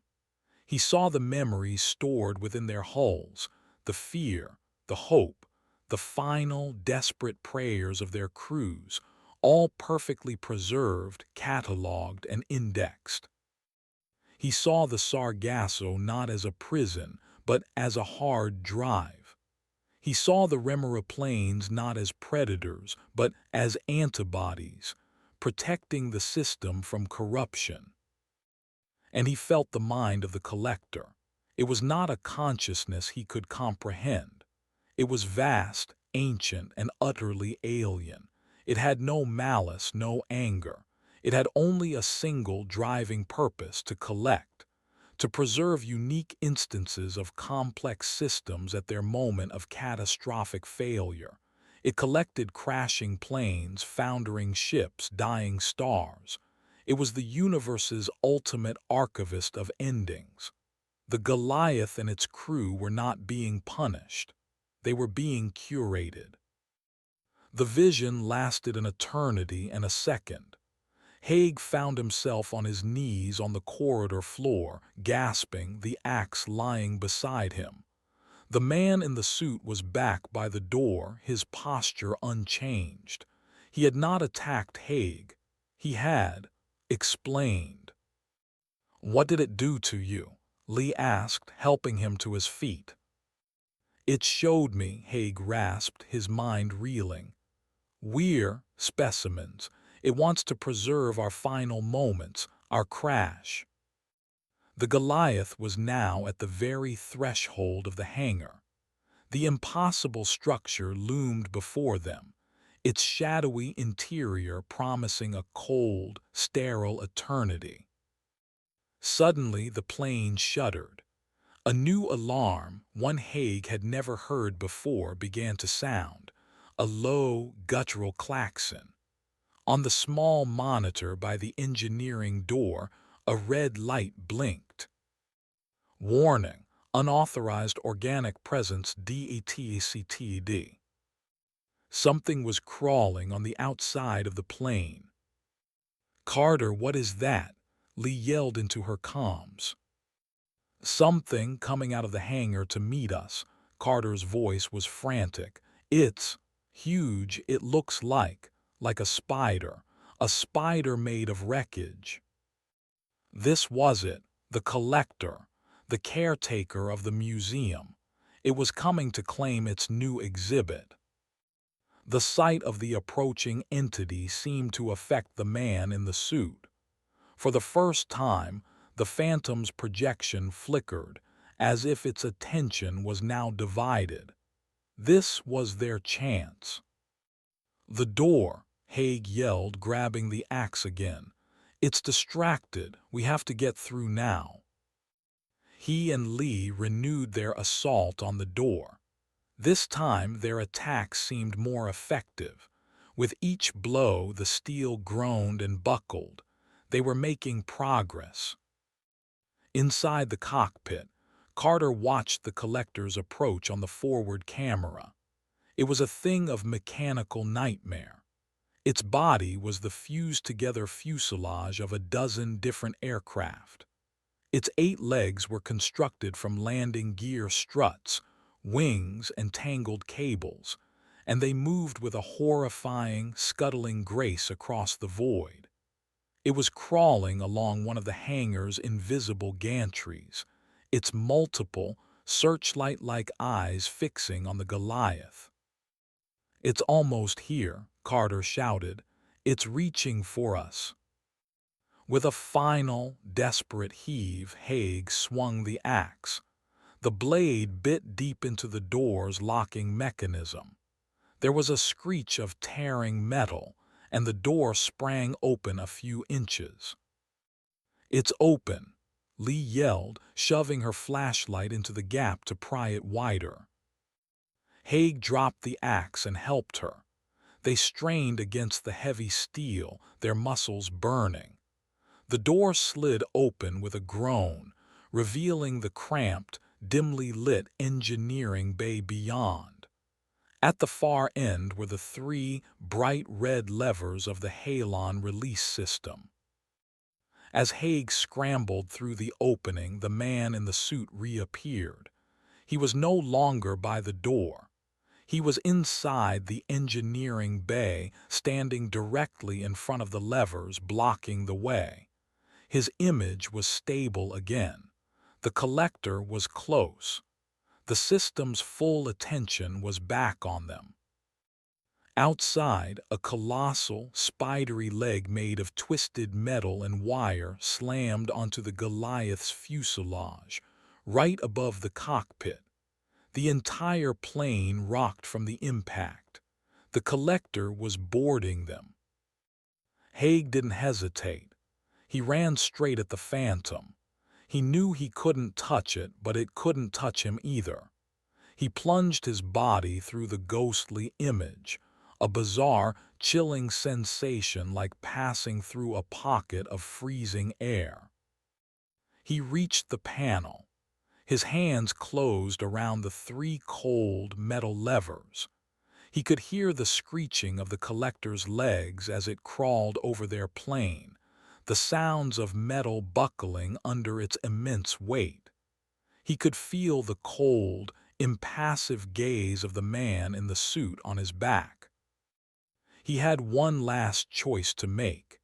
He could flood the tanks, sever the connection, and send them plunging into the clouds below, a final, defiant crash on their own terms. Or he could let the collector take them, let them be integrated into this insane, cosmic library. He thought of the vision, of the endless, sterile preservation, of an eternity spent as a data point in an alien archive. No, he would not be a book on a shelf. He would be a fire, an ending of his own making. "Everyone brace for a fall," he yelled into his comms. His hands tightened on the levers. The man in the suit watched, its empty face betraying no emotion. The collector's shadow fell over the plane. The script had been written. Haig was about to tear out the final page. Chapter 10: The Final Procedure. Haig's hands closed around the levers. They were heavy, solid, and wonderfully, beautifully real. In a world of phantoms and lies, this was a point of absolute truth, a physical action with an undeniable consequence. He could feel the cold stare of the man in the suit at his back, a silent pressure urging him to reconsider, to accept his place in the collection. He could hear the monstrous scraping of the collector on the hull, the groans of stressed metal as the spider thing positioned itself to cocoon its prize. He pulled. The three levers moved down with a satisfying mechanical thunk. For a moment, nothing happened. The deep, rhythmic thrum of the Goliath's alien heartbeat continued. The man in the suit remained, impassive. Then a low hiss began to emanate from the walls of the engineering bay. The halon gas, dense and cold, was flooding the fuel tanks. On a nearby monitor, Haig watched the internal tank cameras. The silvery, luminous liquid that had been their fuel began to churn and bubble, displaced by the inert gas. The light within it flickered and died. The effect on the Goliath was instantaneous and catastrophic. The rhythmic, biological pulse stopped. The deep thrum was gone, replaced by the sudden, terrifying silence of a dead machine. The lights in the engineering bay went out, plunging Haig into darkness, replaced a second later by the emergency red glow of battery power. The plane, no longer supported by the Sargasso's strange physics, suddenly remembered gravity. The floor dropped out from under him. The Goliath was falling. A violent, lurching shudder threw Haig against the control panel. He scrambled back into the corridor where Lee was gripping a railing to stay upright. "It worked!" she yelled over the rising scream of the wind. "We're free." They fought their way back to the cockpit, the plane bucking and groaning around them, a dying beast in its final throes. The collector, caught by surprise by the sudden fall, had lost its grip. Haig saw one of its massive legs cartwheel past a window, unable to hold on. They burst into the cockpit. It was chaos. Alarms, real ones this time, blared from every console. "Stall, stall, pull up." Carter was strapped into his seat, his face ashen. Finn was chanting a prayer. "We're in an uncontrolled spin," Lee shouted, throwing herself into the co-pilot's seat and grabbing the now-responsive controls. "The engines are out." Halon choked them. Haig strapped himself into his commander's chair. "Can you restart them?" "Trying. Give me APU power." The plane was tumbling through the purple sky, falling out of the upper darkness and back into the main level of the Sargasso, where the ghost fleet still flew its placid, eternal circles. They spun past the B-17s, past the silent airliners. The dead watched them fall, their final audience. "Engine 2 is firing," Kalamer's voice yelled over the comms, a note of triumph in his tone. "Come on, you beast, wake up." One engine roared to life, then another. The spin slowed, but the descent was still terrifyingly fast. "Pull up, Gia, pull up." Haig grunted, his own hands on the yoke adding his strength to hers. The Goliath's nose, which had been pointed straight down, began to fight its way back towards the horizon. The G-forces were immense, pinning them to their seats. Metal shrieked in protest. And then the man in the suit appeared one last time.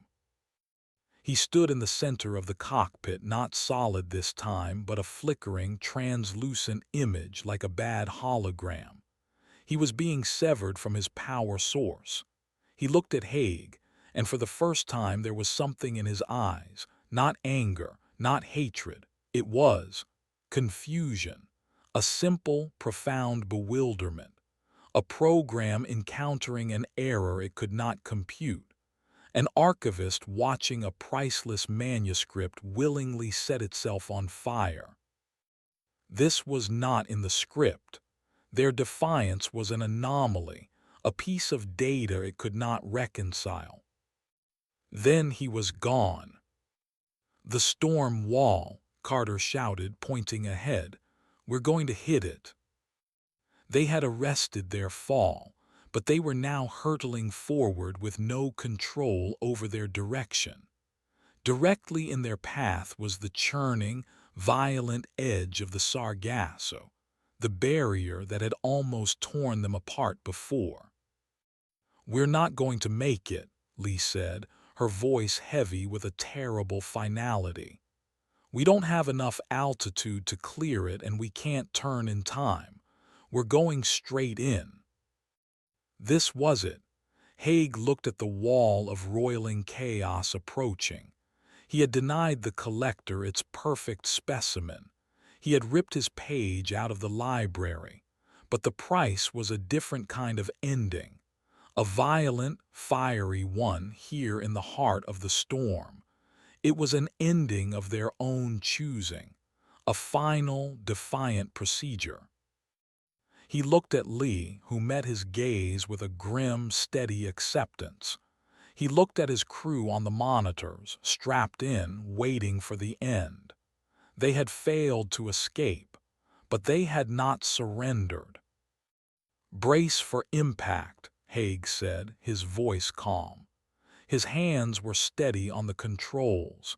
He would fly the plane until the last second. It was the only thing he knew how to do.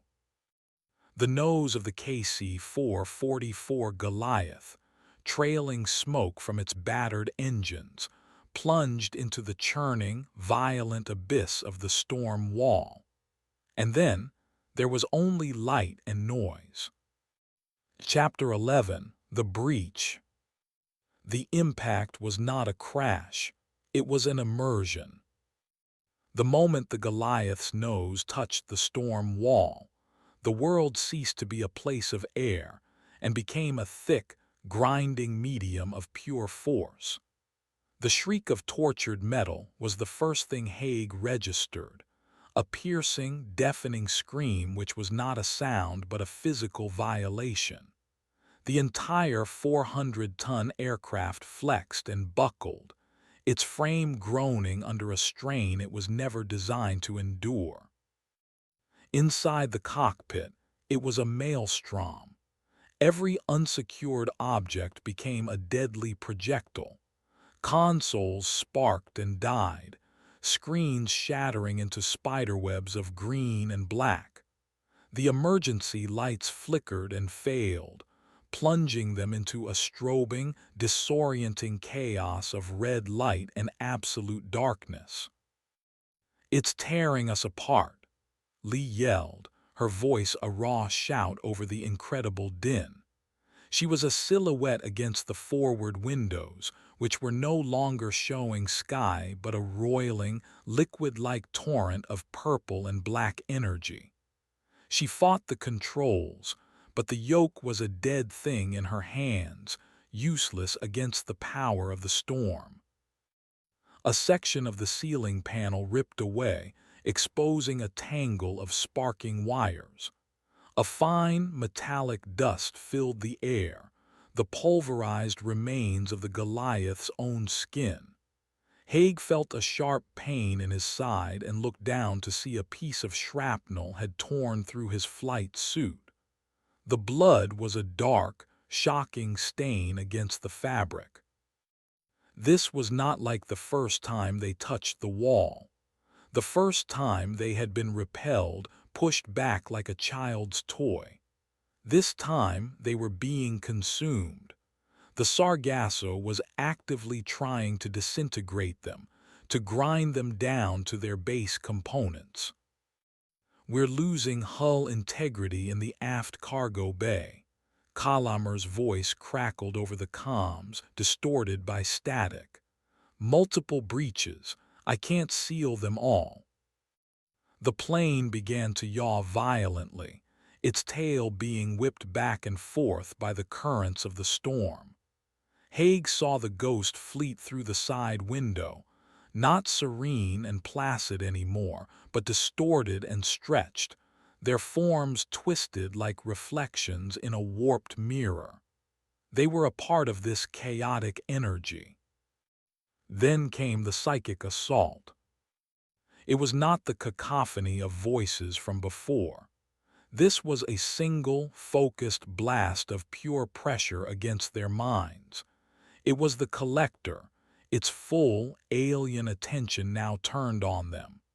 It was a feeling of immense, cosmic disapproval, an intense, silent rage at the defiance of a specimen which refused to be catalogued. Haig felt the entity's presence trying to worm its way back into his thoughts, trying to show him the futility of his actions, the cold, logical beauty of its collection. He fought it, focusing on the pain in his side, on the vibration of the deck plates, on the smell of ozone and burning plastic. He anchored himself to the physical reality of his own destruction. Next to him, Lee screamed, her eyes squeezed shut. "Get out of my head."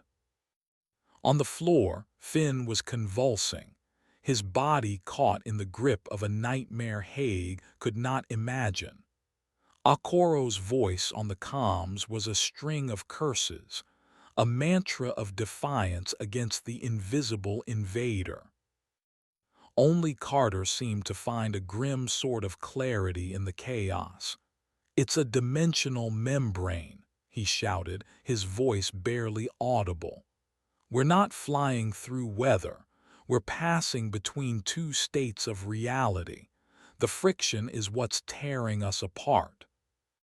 The Goliath screamed its death agony. A long, tearing groan echoed from the starboard wing. "Engine 4 is gone," Calamer reported. "It's been ripped clean off the pylon." They were a wounded animal shedding pieces of itself as it fought its way out of the trap. The journey through the 10-mile thickness of the wall was an eternity of violence. Haig lost all track of time. There was only the noise, the pressure, the pain, and the grim, desperate fight to hold on. He thought for a moment he saw the man in the suit standing amidst the sparks and the chaos, his form flickering violently. The figure raised its hand, not in a gesture of control, but as if to shield its face from a blinding light. They were not just escaping. Their act of self-destruction, their rejection of the system, was somehow painful to the entity. They were a paradox it could not resolve, a bug in its perfect code. Then, with a final, bone-jarring lurch, it was over. The noise stopped. The grinding, tearing pressure vanished. The violent shaking subsided into a steady, shuddering vibration. One moment they were in the heart of a purple hell. The next, they were in the sky. A real sky. A brilliant, impossible, achingly beautiful blue sky, dotted with fluffy, white, mundane clouds. The sun, a perfect, golden orb, streamed through the cracked cockpit windows, blinding them. The Goliath was flying, or rather falling, through the familiar atmosphere of Earth. For a long, stunned moment, There was absolute silence in the cockpit, broken only by the wail of a single, persistent fire alarm and the ragged, gasping breaths of the survivors. They had done it. They had punched a hole through the wall of their prison and had come out the other side. They were free. Haig looked at Lee. Her face was streaked with grime, a cut bleeding freely above her eye. She was staring out at the blue sky, her expression one of utter, shell-shocked disbelief. She slowly turned to him, and a small, broken laugh escaped her lips. "We did it, Owen," she whispered. "We actually did it." The moment of triumph lasted for exactly 5 seconds. It was shattered by Calamar's voice, grim and stripped of all hope. "Major, we're not going to be flying for long. The fuselage is compromised from nose to tail. We've lost 3 of our 4 hydraulic systems. We have no flaps, no slats, and the landing gear is fused in the up position. And Engine 2 is on fire. We're a flying brick. We have maybe 10 minutes before we fall apart completely." Chapter 12. The Long Fall. The serene beauty of the blue sky was a cruel joke. It was the view from the gallows, a final, beautiful sight before the drop. The initial wave of triumphant relief evaporated, replaced by the cold, hard calculus of survival. They had escaped the haunted house only to find themselves locked in a falling elevator. "Kill the fire in Engine 2. Haig's voice was pure command again, cutting through the shock. The cosmic horror was gone. This was his world now. This was a problem of physics and engineering, and he would solve it until the moment it killed him. "Already on it," Calamar replied. "Engaging the second extinguisher bottle. If this doesn't work, it's going to burn through the wing spar." A heavy clunk echoed through the airframe, followed by the hiss of suppression foam. The crew watched the Engine 2 monitor, a collective breath held. The temperature warning, a flashing red block of text, wavered. It held for a heart-stopping second, then slowly began to recede. The fire was out. "Engine 2 is contained, but it's a total loss," Calamar reported. "We have one good engine. One engine to power a crippled 400-ton aircraft which was shedding pieces of itself with every passing second. They were not flying. They were engaged in a controlled crash."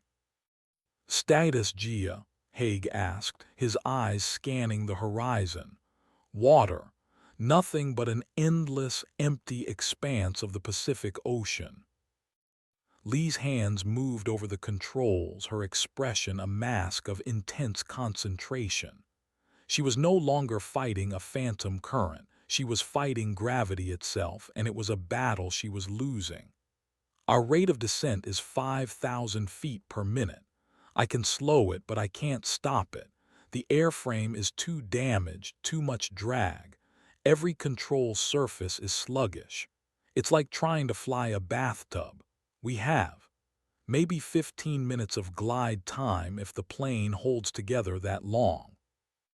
15 minutes. It was both an eternity and no time at all. "Carter, where are we?" Haig demanded. The scientist, who had been staring catatonically at the blue sky, was shocked back into action. He wiped blood from his face and turned to his station. Miraculously, one of his monitors was still functional. He began typing, his fingers flying across the keys. "The old satellite constellations should be visible. Trying to get a GPS lock," he muttered. There was a pause, then a single lonely beep. A map appeared on his screen, A blue, featureless ocean. A single, blinking red dot marked their position. "Lock acquired," Carter said, his voice hollow. "I know where we are." He didn't need to say anything else. The coordinates at the bottom of the screen were a death sentence. "Point Nemo," Lee breathed, her eyes fixed on the map. She knew the name. Every long-haul pilot did. The oceanic pole of inaccessibility. The point on the globe farthest from any landmass. A spacecraft cemetery, a place so remote that the closest human beings were often the astronauts on the International Space Station. There were no shipping lanes, no flight paths, no one to see them fall. Their escape from the Sargasso had not led them to safety. It had deposited them in the most isolated, desolate place on the planet. "Is there anything," Haig asked, his voice flat, "any island, any reef, anything at all within range?" Carter zoomed out the map. The blue expanded in all directions. "Nothing. The nearest land is Pitcairn Island, over 2,000 kilometers away. We'll be in the water in less than 100. He looked up from his screen, his face grim. "No one is coming for us, Major. Not just because we're here, but because there's no one left to come." The finality of it settled over the cockpit. This was it. The end of the line. The last flight of the last remnants of humanity, ending in a lonely splash in the middle of nowhere. Okoro's voice came over the comms. She was in the main cabin, having left the shattered boom pod. "So what's the plan, Major? Do we go down with the ship?" There was no fear in her voice, only a weary, cynical acceptance. Haig looked at the faces of his crew. He saw Lee's fierce determination, Carter's intellectual resignation, Colomer's exhausted grit. He heard Finn's quiet sobbing in the background. They had followed him through a nightmare. He owed them more than a quiet death. He owed them a fight. "No," Haig said, his voice ringing with a conviction he did not feel. "We do not go down with the ship. We get out. Frank, what's the status of the emergency rafts?" "The main cabin deployment units were damaged during the breach," Colomer replied. "But the cockpit raft, it's self-contained, shielded. It should be viable." "A single raft for a crew of 6. "It's better than nothing," Haig said. "Okoro, get Riley and get up here. We ride this down as far as we can and then we get out." It was an insane plan. Ditching a heavy transport plane was one of the most dangerous maneuvers in aviation. With their level of damage, the chances of the Goliath staying intact on impact with the water were effectively zero. It would hit the waves and disintegrate. But it was a plan, it was an action, it was a choice. And then Carter said, "Wait." He was staring at his monitor, his brow furrowed. "There's something there, a radar echo, very faint." Every head in the cockpit turned. "Land?" Lee asked, a flicker of hope in her voice. "No, it's too small, and the radar return is strange, not like rock, it's a low observable signature." He typed a few commands, amplifying the signal. An icon appeared on the map, a tiny speck of green in the vast blue directly on their projected flight path. "It's an island, a small one, maybe a mile across, and it's not on any chart, it shouldn't be here." An uncharted island, in the middle of the most mapped, most desolate ocean on the planet. It was impossible, it was a miracle. Or it was another trap. Haig stared at the icon. His mind screamed at him to reject it. It was too convenient. It was a trick. The collector dangling one last false hope, but he looked at the altimeter. They were down to 20,000 feet. They had no other options. "It's our only chance," Lee said, her voice soft, echoing his thoughts. "Trap or not, it's the only solid ground we can reach." Haig nodded, the decision made. "Take us there. Get us as close as you can. We'll ditch it just offshore." Lee adjusted her course, aiming the nose of the dying Goliath at the Phantom Island. The new objective gave them a renewed sense of purpose. The long fall was no longer a countdown to oblivion. It was a race, a desperate, final approach to a destination that was either their salvation or the final piece of the puzzle of their damnation. Chapter 13. Uncharted. The island grew on the horizon, a dark slash against the endless blue. It was a surreal sight, a violation of geography.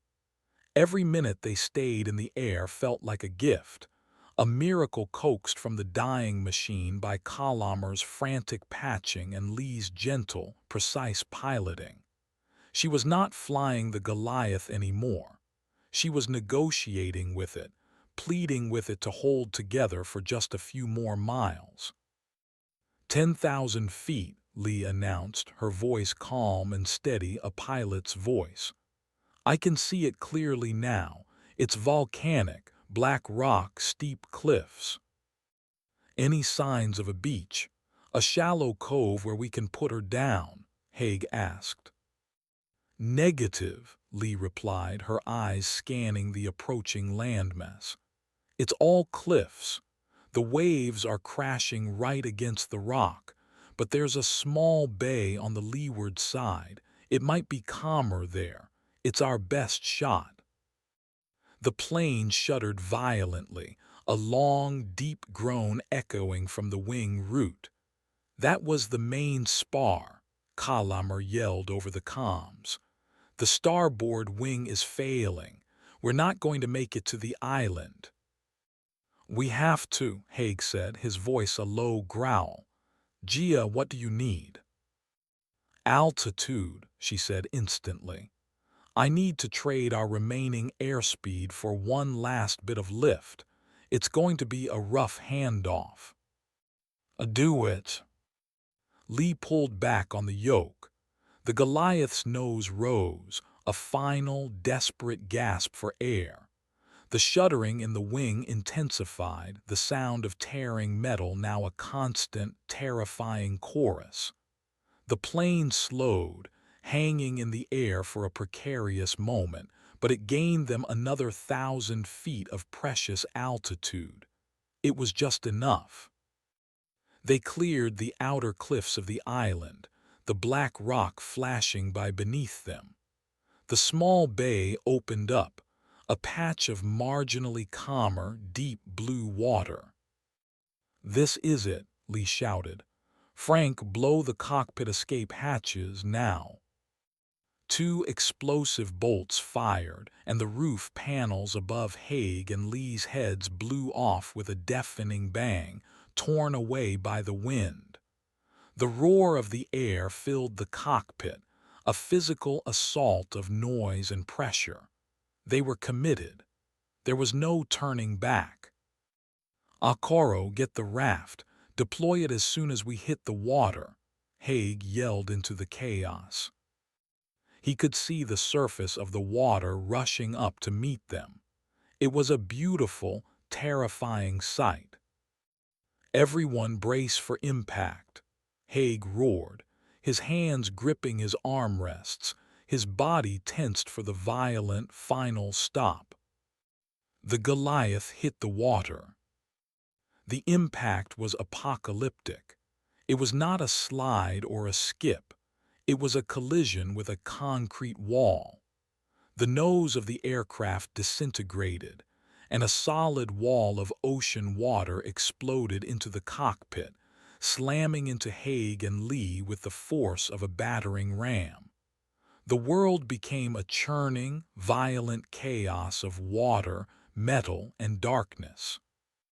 Haig's safety harness was the only thing that kept him from being pulverized. He felt the plane breaking apart around him, the screech of metal being torn and twisted, the groans of a dying leviathan. His ears popped, and the icy cold of the deep Pacific shocked the air from his lungs. He was underwater, strapped into a sinking chair in the heart of a wreck. He fumbled for the release buckle, his gloved fingers clumsy and slow. The buckle sprang open. He was free. He pushed himself out of his seat, his survival instincts screaming. The cockpit was a mangled cage, rapidly filling with water. He saw Lee, a dark shape next to him, struggling with her own harness. He reached over, found her buckle, and wrenched it open. He grabbed the front of her flight suit and pulled, kicking his way towards the open hole where the escape hatch had been. The light from the surface was a dim, beckoning promise. They broke the surface, gasping, coughing up salt water, surrounded by the floating debris of their aircraft. The Goliath was gone. It had sunk in seconds, a final, swift plunge into the abyss. The raft, Haig sputtered, treading water, the adrenaline afire in his veins. Where's the raft? He saw it, a bright yellow shape bobbing in the waves 20 yards away. Akoro was already in it, her arm extended, her face a mask of grim determination. He saw Carter and Finn clinging to its side, their faces pale with shock. "Frank," Haig yelled, his voice raw. "Kalamer, where are you?" There was no answer. He and Lee swam for the raft, their heavy, waterlogged flight suits dragging them down. They reached it, their hands grabbing the lifeline, their bodies exhausted. Akoro and Carter helped haul them aboard.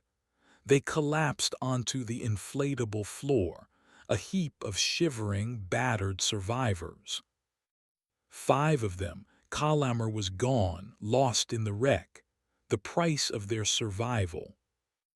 They drifted in silence for a moment, the sounds of the waves and their own ragged breathing the only things in the world. They had made it. They were alive. The current slowly pushed the raft towards the shore. It was not a beach. It was a stretch of black, volcanic sand and jagged rocks at the base of the cliffs. They scrambled out of the raft, their feet finding solid ground for the first time in over a year. They stumbled onto the shore, collapsing in a heap, the sheer, overwhelming relief of being alive washing over them. They had survived the Sargasso. They had survived the crash. They were on an island marooned in the dead center of a dead world, but they were alive. Haig pushed himself to his feet, his body a symphony of aches and bruises. He looked at his crew, his family of survivors, huddled on the black sand. He looked up at the towering, silent cliffs of their new home, and then he looked out at the ocean.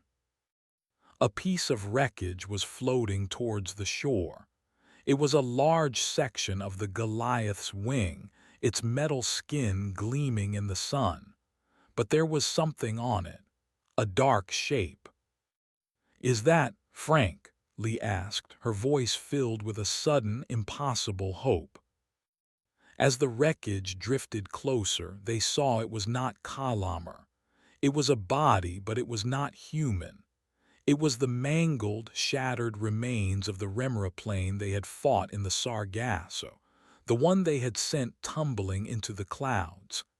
Its biomechanical flesh was torn, its metal bones shattered, a trophy from their battle washed ashore with them. It was a chilling, impossible coincidence.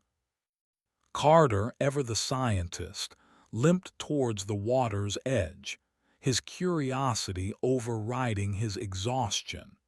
He stared at the bizarre piece of wreckage. Then he looked down.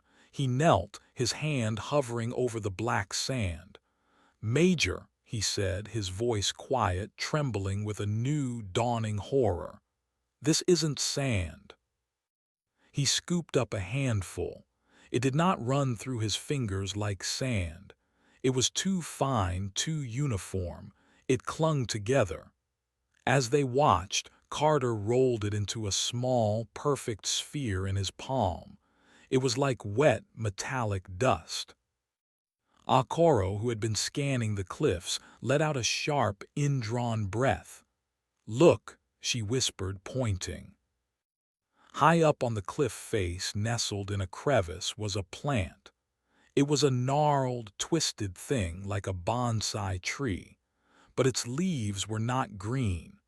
They were a shimmering, iridescent silver, and its branches were the dull, gray color of battleship plating. It was a biomechanical plant. Haig felt a cold dread, a familiar, cosmic terror return with the force of a physical blow. The impossible island, the Remora wreckage, the metallic sand, the biomechanical flora. This was not a coincidence. This was not a random sanctuary. He looked up at the sky, the beautiful, clear, blue sky he had fought so hard to reach. He stared, searching for something, a flaw in the perfection. He saw it. A faint, almost imperceptible shimmer high in the atmosphere. A distortion, like looking through thick, old glass. The sky was a lie. The sun was a lamp. They hadn't escaped. They had just been moved to a different wing of the museum. Chapter 14. The Terrarium. The silence on the black shore was heavier than the sea. The truth descended on them not as a sudden shock, but as a slow, seeping poison, paralyzing them where they stood. They were rats who had fought their way out of a cage, only to find themselves in a slightly larger, more elaborately decorated cage. "A terrarium," Carter breathed, letting the metallic sand fall from his hand. His face, which had been filled with the relief of survival, was now a mask of intellectual horror. A self-contained habitat, a display. We never left the collection. We were transferred. Lee stared at the biomechanical plan on the cliff. So the crash, the fall, all of it, was just the delivery process. "It would seem so," Carter said, his gaze sweeping across the island. "Every element is too perfect. The location, the composition of the sand, the impossible flora. This island is an artifact. It was placed here for us to find. Our only option was to land here, the illusion of choice." The weight of their futile struggle crashed down on Haig.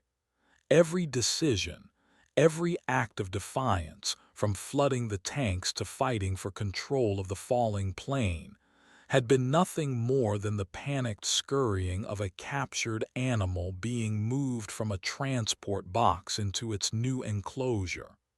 The conductor hadn't been defeated. It had simply guided them home. Akoro walked to the water's edge and kicked at the mangled carcass of the Remora. So what was this, then? Part of the welcome wagon? "Or part of the display," Haig said, his voice grim. He pointed to the creature's torn chassis. "Look, the damage. It's exactly as it was when we hit it with the boom. It hasn't decayed, it's been preserved, like a prop placed here to complete the scene of our crash, our story." They were standing in the middle of their own exhibit. Exhibit A, the defiant ones. Finn Riley, who had been sitting in a state of shock, began to laugh. It was a thin, hysterical sound that grated on the nerves. So that's it, we're just here, forever to be watched. The thought was more terrifying than the hangar. In the hangar, their fate was to be a dissected specimen, a dead thing on a wall. Here, their fate was to be a living display, to breathe, to eat, to sleep, to despair, all for the detached, eternal curiosity of an alien archivist. "There has to be a way out," Lee said, her voice tight with a refusal to surrender. "The shimmer in the sky, the edge of the enclosure, if we can get to it." "How?" Haig countered, gesturing at the towering cliffs and the endless ocean. "We have a single-life raft with no motor, no supplies. The island is our world now. That's the point." He began to walk, following the curve of the black beach. He needed to move, to do something other than stand and accept this new, horrifying reality. The others followed, a small, ragged band of castaways on an alien shore. They rounded a rocky outcrop and found what he had been half expecting, half dreading. It was another piece of wreckage, but it was not from the Goliath. It was the stern of an old wooden ship, a Spanish galleon by the look of it, its timbers bleached white and half buried in the metallic sand. Carved into the rotting wood was a name, La Sombra Perdida, the lost shadow. It was another exhibit, another crash survivor delivered to this same island centuries ago. "We're not the first," Akoro whispered. They continued their grim exploration. 100 yards further, they found a primitive outrigger canoe, its hull punctured, lying next to the skeletal remains of its builders. Then, the shattered cockpit of a Zero fighter from the Second World War, its pilot a mummified husk still strapped in his seat. The island was a graveyard of defiance. It was the place the collector put the specimens who fought back, the ones who refused to be catalogued quietly. It was a special wing of the museum, reserved for the beautiful, tragic failures. They were a collection of loose ends, all neatly tied up in one place. As dusk began to fall, the sky put on its own alien display. The sun, the lamp, did not set. It simply dimmed, its light fading from brilliant gold to a soft twilight orange, then a deep bruised purple that was horribly familiar. And in the purple sky new lights appeared, stars, but they were not the stars Carter knew. They were a dense, swirling tapestry of unknown constellations and glowing nebulae, the same star chart they had seen on the Goliath's navigation screen. They were seeing the sky from the collector's home system. The terrarium had a day-night cycle. It was a fully functional habitat. Exhausted, cold, and stripped of all hope, they huddled together on the beach, the waves of a fake ocean lapping at a fake shore. They had nothing. No food, no fresh water, no shelter. Haig stared up at the alien stars. He thought of his final, defiant act of pulling the levers, of choosing his own ending. He had been so sure of his agency, of his victory in the face of insurmountable odds. The collector had allowed him that feeling. It had allowed him to play out his role, to provide a more interesting narrative for the exhibit. His defiance was the most valuable part of the acquisition. He looked up at the shimmer in the sky, the invisible wall of their cage. He could see it more clearly now in the purple twilight. It was a perfect dome, enclosing the island, the ocean, and the sky. And for a single, heart-stopping moment, he saw something through it. It was a faint, ghostly image superimposed over the alien stars. A silver four-engined aircraft flying in a slow, perfect, endless circle. It was the Goliath, clean, pristine, undamaged, his Goliath. The collector had not just captured them. It had taken a copy, a perfect, idealized version of their aircraft to place in the main collection, while the messy, defiant originals were left here to rot in this cosmic bottle. He had not ripped out the final page. He had simply created a fascinating appendix, and the story was not over. The collector was still watching, waiting to see what they would do next. The exhibit was now open. Chapter 15: The Curator's Eye. Days bled into a meaningless cycle of purple twilight and artificial sun. There were 5 of them left, the last human beings in a meticulously crafted lie.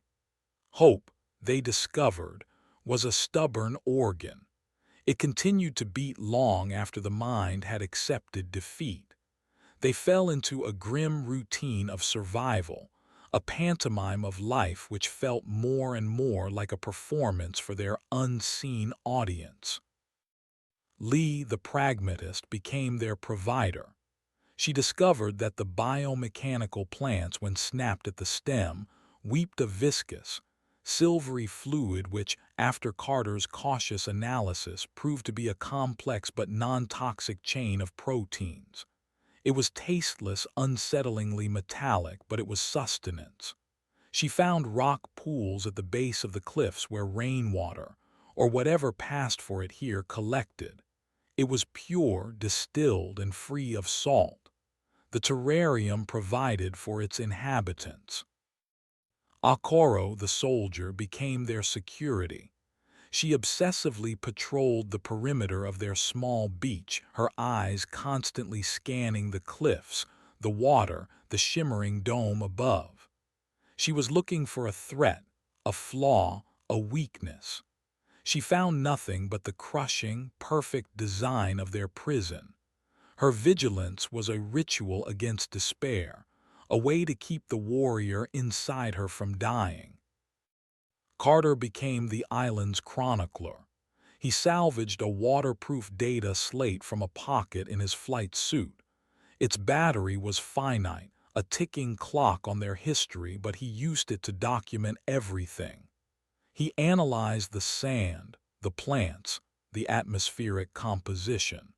He sketched the alien constellations. He was creating a record, a final testament. If the collector was an archivist of endings, Carter decided he would be an archivist of the endings aftermath. Finn Riley was their ghost. He rarely spoke, spending his days huddled by the wreckage of the Spanish galleon, his eyes wide and vacant. The psychic download aboard the Goliath had broken something inside him. He would sometimes whisper to the skeletal remains of the Zero pilot or the canoe builders, convinced they were all part of the same eternal audience. And Haig was their leader in name only. He helped Lee gather the silver fluid. He helped Akoro watch the unchanging horizon. But inside, he was locked in a silent, one-sided war of wills with their captor. He would spend hours staring up at the shimmer, the wall of their cage, trying to feel the collector's gaze, trying to understand its motives beyond simple, alien curiosity. He refused to perform. He refused to give the entity the satisfaction of watching him struggle for a meaningless survival. His defiance had become a quiet, simmering, internal thing. One day, as the lamp sun reached its zenith, Akoro called out, "Something happening in the water." They gathered at the shoreline. Out in the bay where they had crashed, the water was churning. A shape was rising from the depths. It was a section of the Goliath's fuselage, the part containing the main cargo hold, lifted from the seafloor by an unseen force. It rose with a slow, deliberate grace, water cascading from its breached hull. "It's redecorating," Carter murmured, his fingers flying across his data slate. The massive piece of wreckage floated towards the shore and settled into the metallic sand with a soft sigh, positioning itself alongside the Spanish galleon and the Zero cockpit. It was a new piece for the exhibit. The conductor was tidying up. As they stared at the chunk of their former home, a sound came from within it, a low, metallic scraping. Akoro drew the flare gun from the life raft's survival kit, the closest thing they had to a weapon. Haig held up a hand, motioning for quiet. The main cargo door on the fuselage, miraculously intact, began to grind open. It lowered with a series of loud, protesting groans, forming a ramp down to the beach. Out of the dark interior, a figure emerged, silhouetted against the gloom. It was tall, impossibly thin, and moved with a jerky, unnatural gait. Finn screamed, scrambling backward in the sand. Akoro raised the flare gun. The figure stepped into the light. It was not an alien. It was a man, or what was left of one. He was ancient, his skin pulled tight over his bones like dried leather. He wore the tattered, salt-stained remains of a 19th-century naval uniform. His eyes, sunk deep in his skull, were a pale, milky blue, and they stared at them with a terrifying, lucid intelligence. In one hand he held a rusted cutlass. "More pieces for the collection," the man said, his voice a dry, rattling whisper like stones in a gourd. English, heavily accented. "I am Captain Valerius of La Sombra Perdita. Welcome to the island of lost toys." Behind him, more figures emerged from the darkness of the cargo hold. A Japanese pilot in a tattered flight suit. 3 gaunt, Polynesian islanders clutching stone spears, the survivors of the other exhibits. They were not alone, and their fellow prisoners did not look friendly. Chapter 16: The Island of Lost Toys. The survivors of the Sombra Perdita and the other wrecks were not a welcoming committee. They were a pack of territorial ghosts, their humanity worn thin by centuries of imprisonment. Captain Valerius, their leader, regarded Haig's crew with the weary, predatory gaze of a man who had seen countless new arrivals wash ashore, each a potential threat, a new mouth to feed from the island's meager, artificial bounty. "The curator provides," Valerius rasped, gesturing with his cutlass towards the biomechanical plants. "But its generosity is finite. What you take, we cannot. This is the law of the island." There was no negotiation. Haig and his crew were driven from their beach, forced back into the jagged, inhospitable rocks at the far end of the bay. The cargo hold of the Goliath, their last tangible link to their old lives, became the new throne room for the island's ancient king. The days that followed were a grim lesson in a new kind of survival. It was not just a struggle against the environment, but a struggle against their fellow prisoners. Valerius and his band of historical castaways would watch them from the cliffs, their silent figures a constant, menacing presence. Fights would break out over the best rock pools, the most productive patches of silverleaf plants. It was a slow, grinding descent into tribalism. Haig tried to reason with Valerius to form an alliance.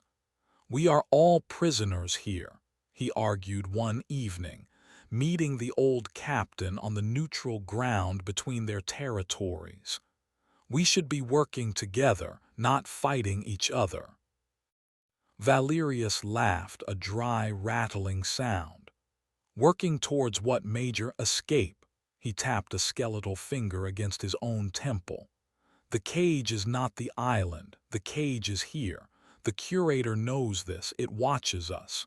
It enjoys the patterns we make, the struggles, the despair. It is art to a mind like that.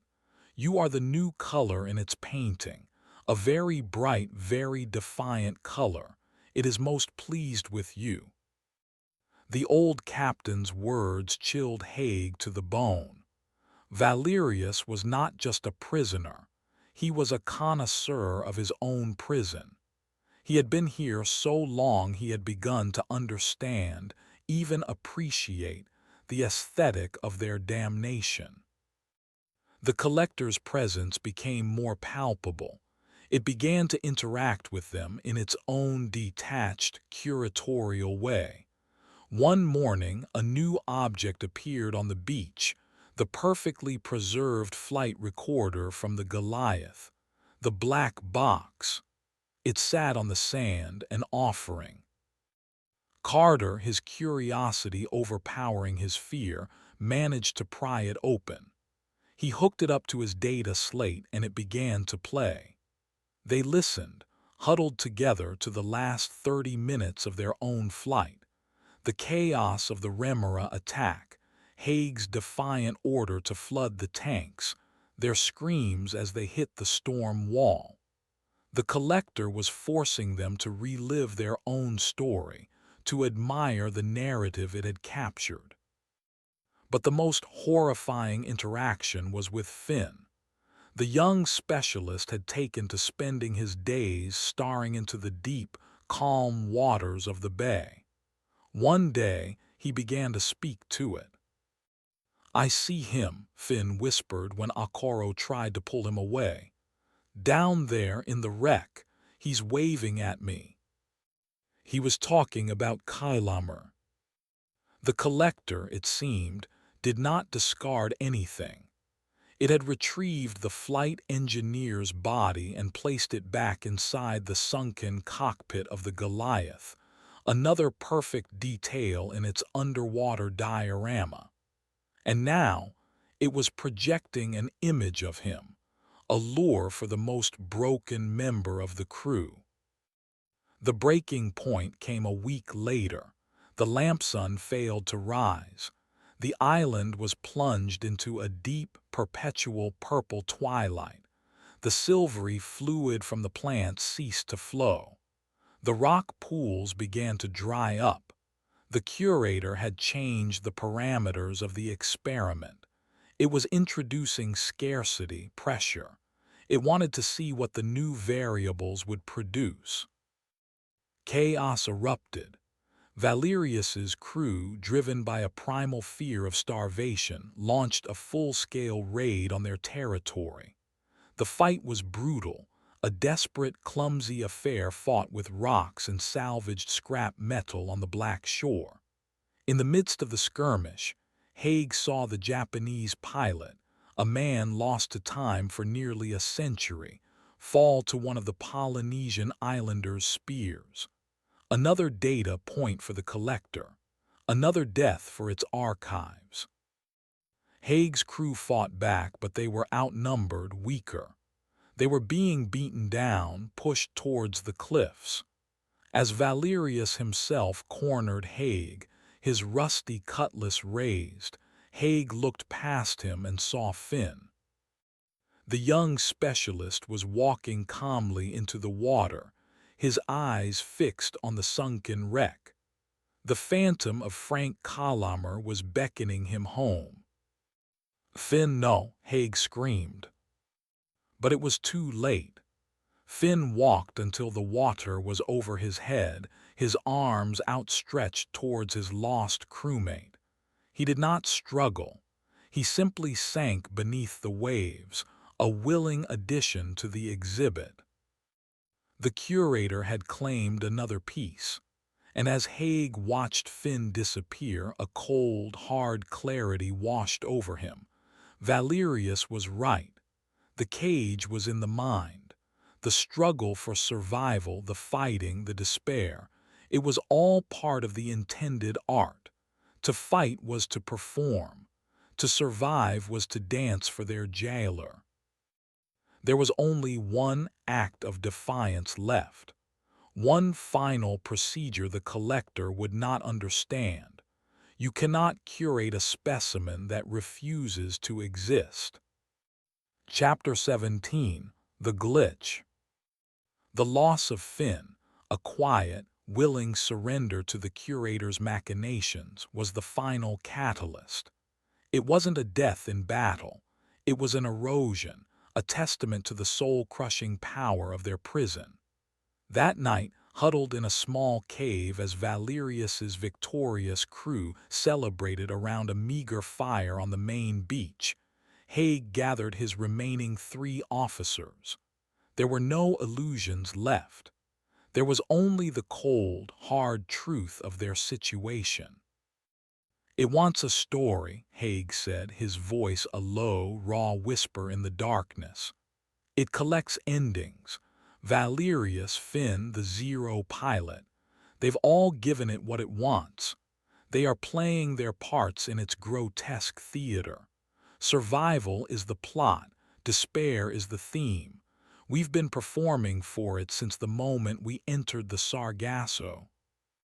"So what do we do, Owen?" Lee asked, her face streaked with grime, her eyes hollow.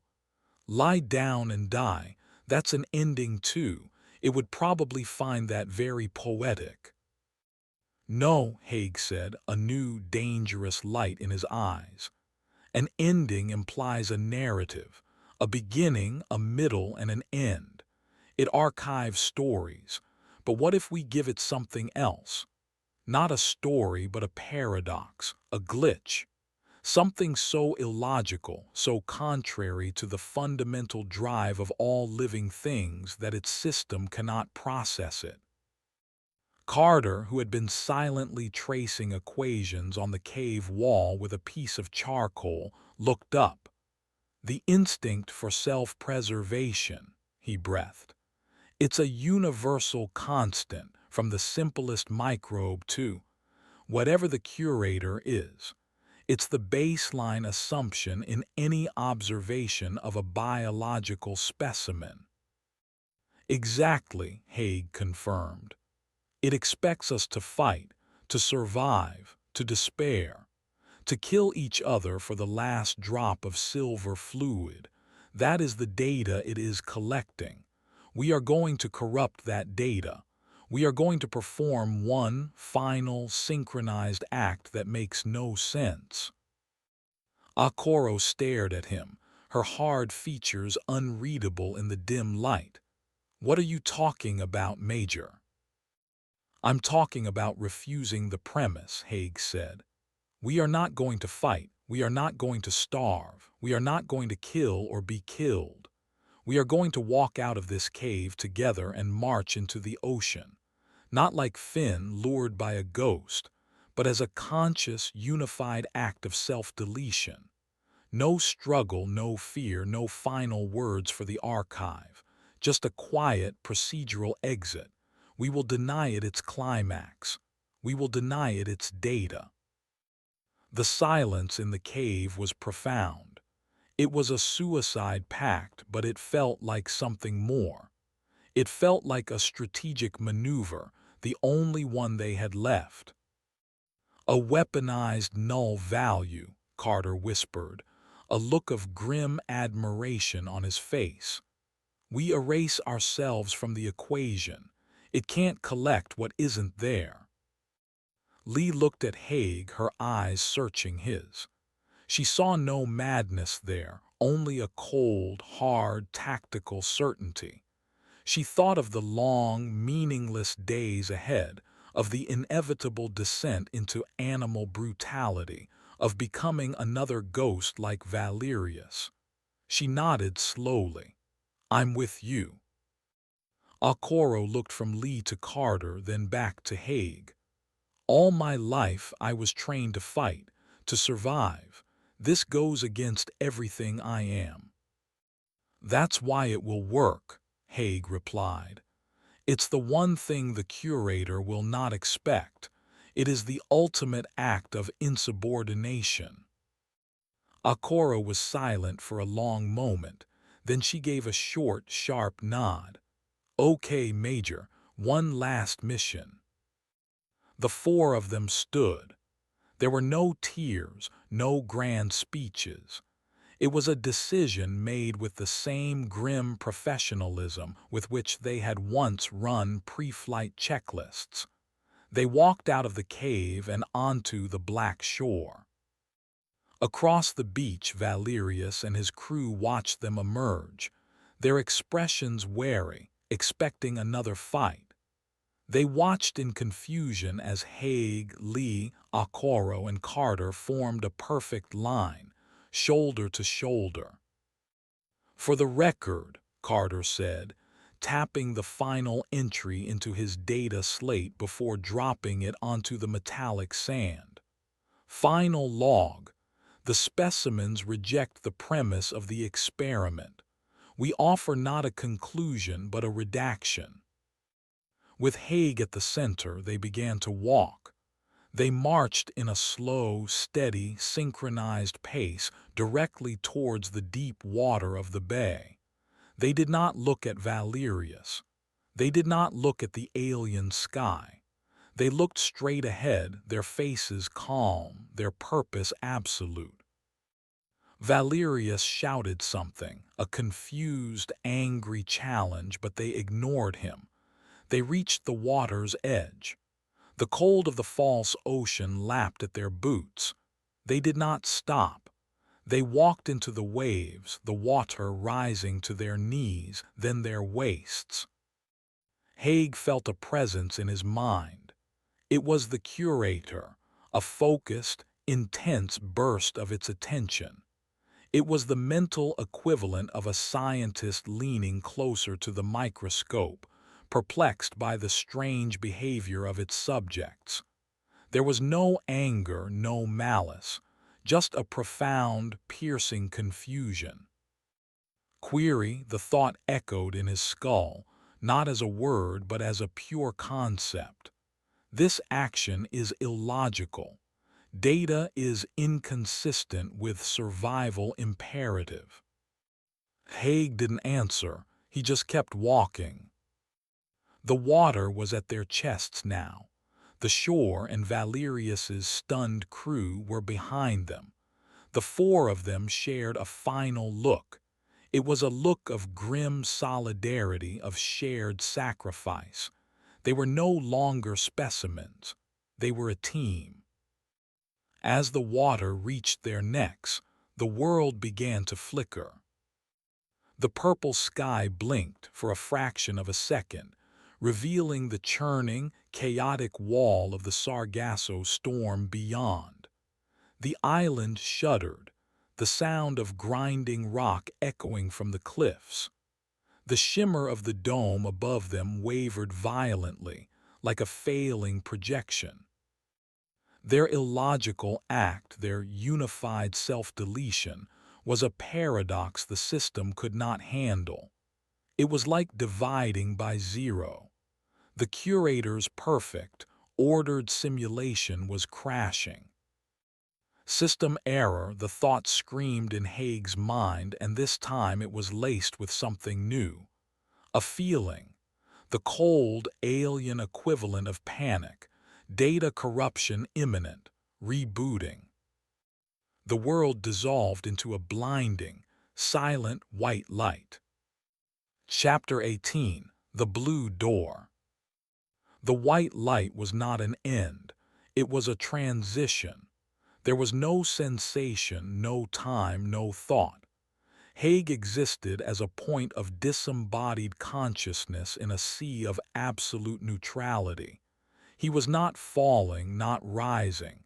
He simply was, the error state of a cosmic machine. Then slowly sensation returned. The first was sound, a low rhythmic beeping, steady, persistent. The second was smell, antiseptic, clean, the scent of a hospital. The third was touch, a soft, coarse blanket against his cheek. Haig's eyes fluttered open. The light was dim, clinical. He was lying on his back in a narrow bed. A thin, gray blanket was pulled up to his chin. He turned his head. Wires were taped to his chest, leading to a small, boxy monitor beside the bed. That was the source of the beeping. An IV line was taped to the back of his hand, a clear fluid slowly dripping into his veins. He was in a medical bay, but it wasn't on the Goliath. It was small, Spartan, and the technology looked old, almost primitive. Analog dials, chunky plastic casings. It looked like something from the late 20th century. He sat up. His body ached, but he was whole, no shrapnel wound.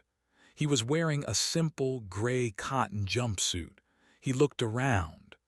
Lee, Carter, and Okoro were in identical beds, arranged in a neat row against the opposite wall.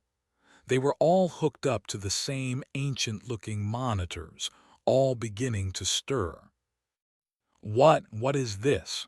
Lee murmured, her voice thick with sleep. Before anyone could answer, a door at the end of the room hissed open. A figure stood in the doorway. It was a man, elderly, with kind eyes and a deeply lined face. He wore a simple beige uniform with no insignia.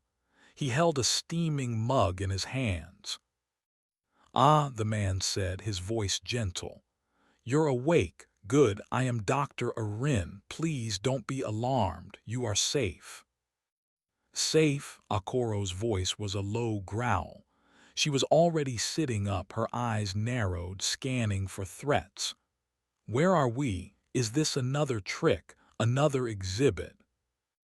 Dr. Arin smiled, a sad, weary expression. "No, no more tricks. You're home, or what's left of it."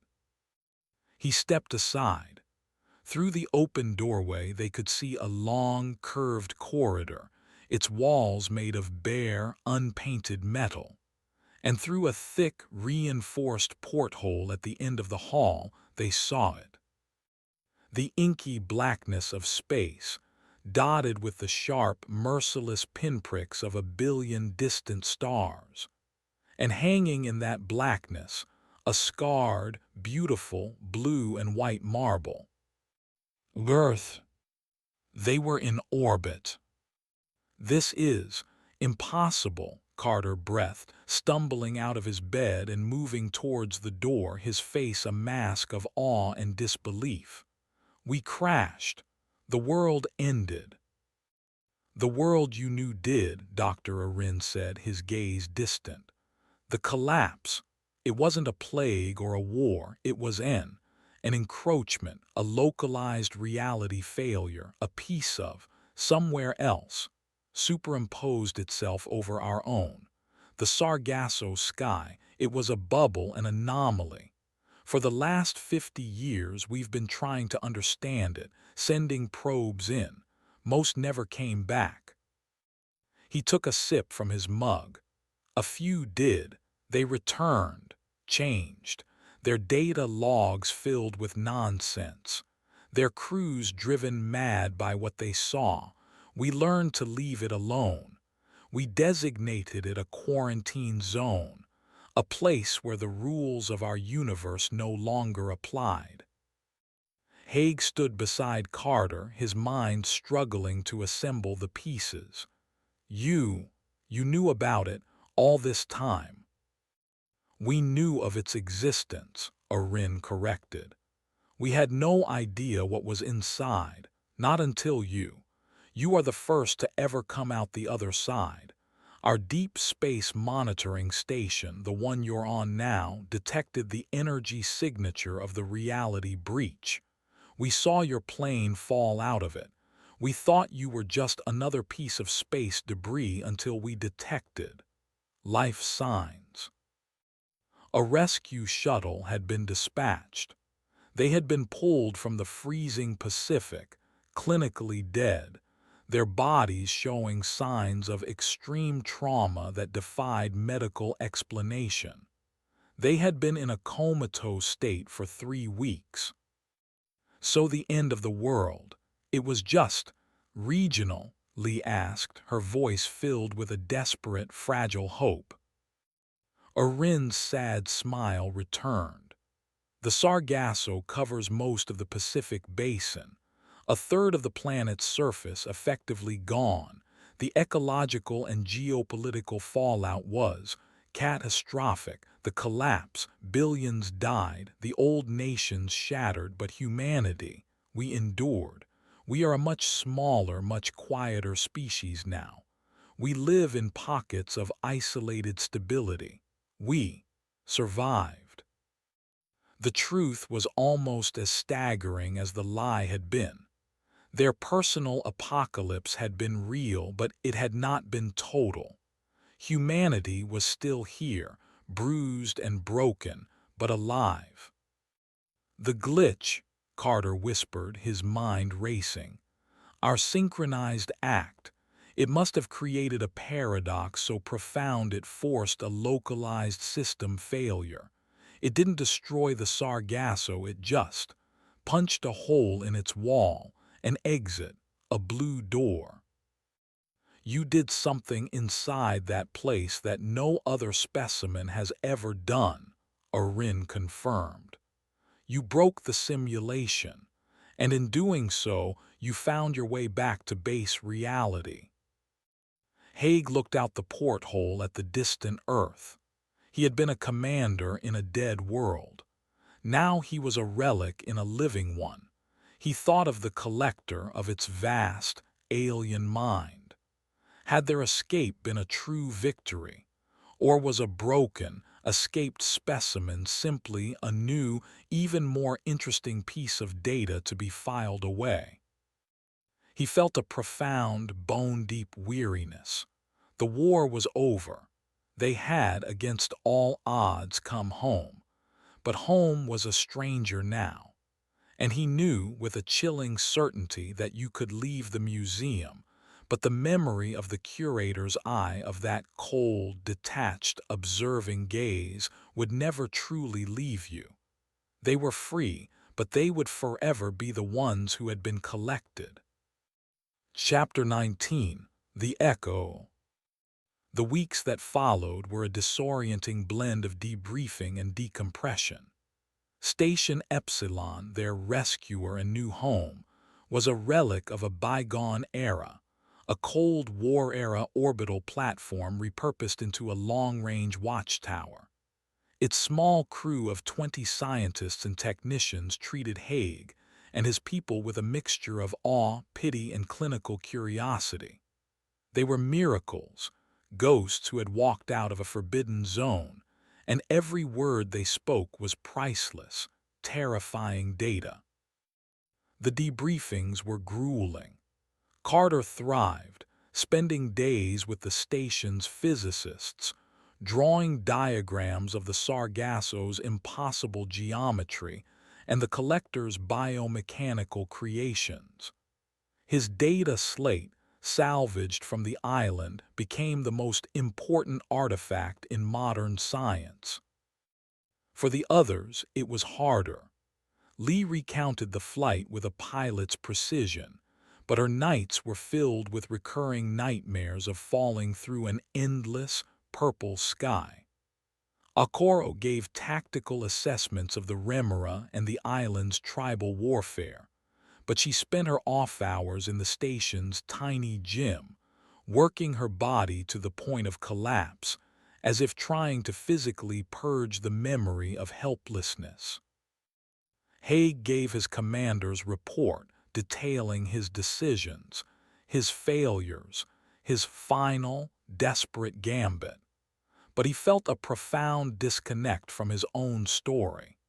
He was describing the actions of a man who no longer existed, a man who had believed in a world of rules and procedures. Their celebrity was a strange, uncomfortable burden. They were the survivors of a myth, the first and only people to have seen the face of the anomaly which had shattered their world. But their knowledge was a poison. How could they describe the soul-crushing despair of the terrarium to people who had never felt the curator's gaze? How could they explain the cold, logical insanity of their suicide pact? The true horror, Haig realized, was not what was in the Sargasso, but what the Sargasso had left inside them. An echo, a psychic scar. It manifested in small, unnerving ways. Lee would sometimes see the ghost fleet in the reflection of a viewport. Akaro would freeze at the sight of a spider, her mind flashing back to the collector's monstrous form.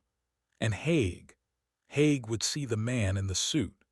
He would catch a glimpse of a dark, tailored suit at the end of a corridor, or see a pale, emotionless face in a crowd, only to blink and find nothing there. The curator's avatar was burned into his memory.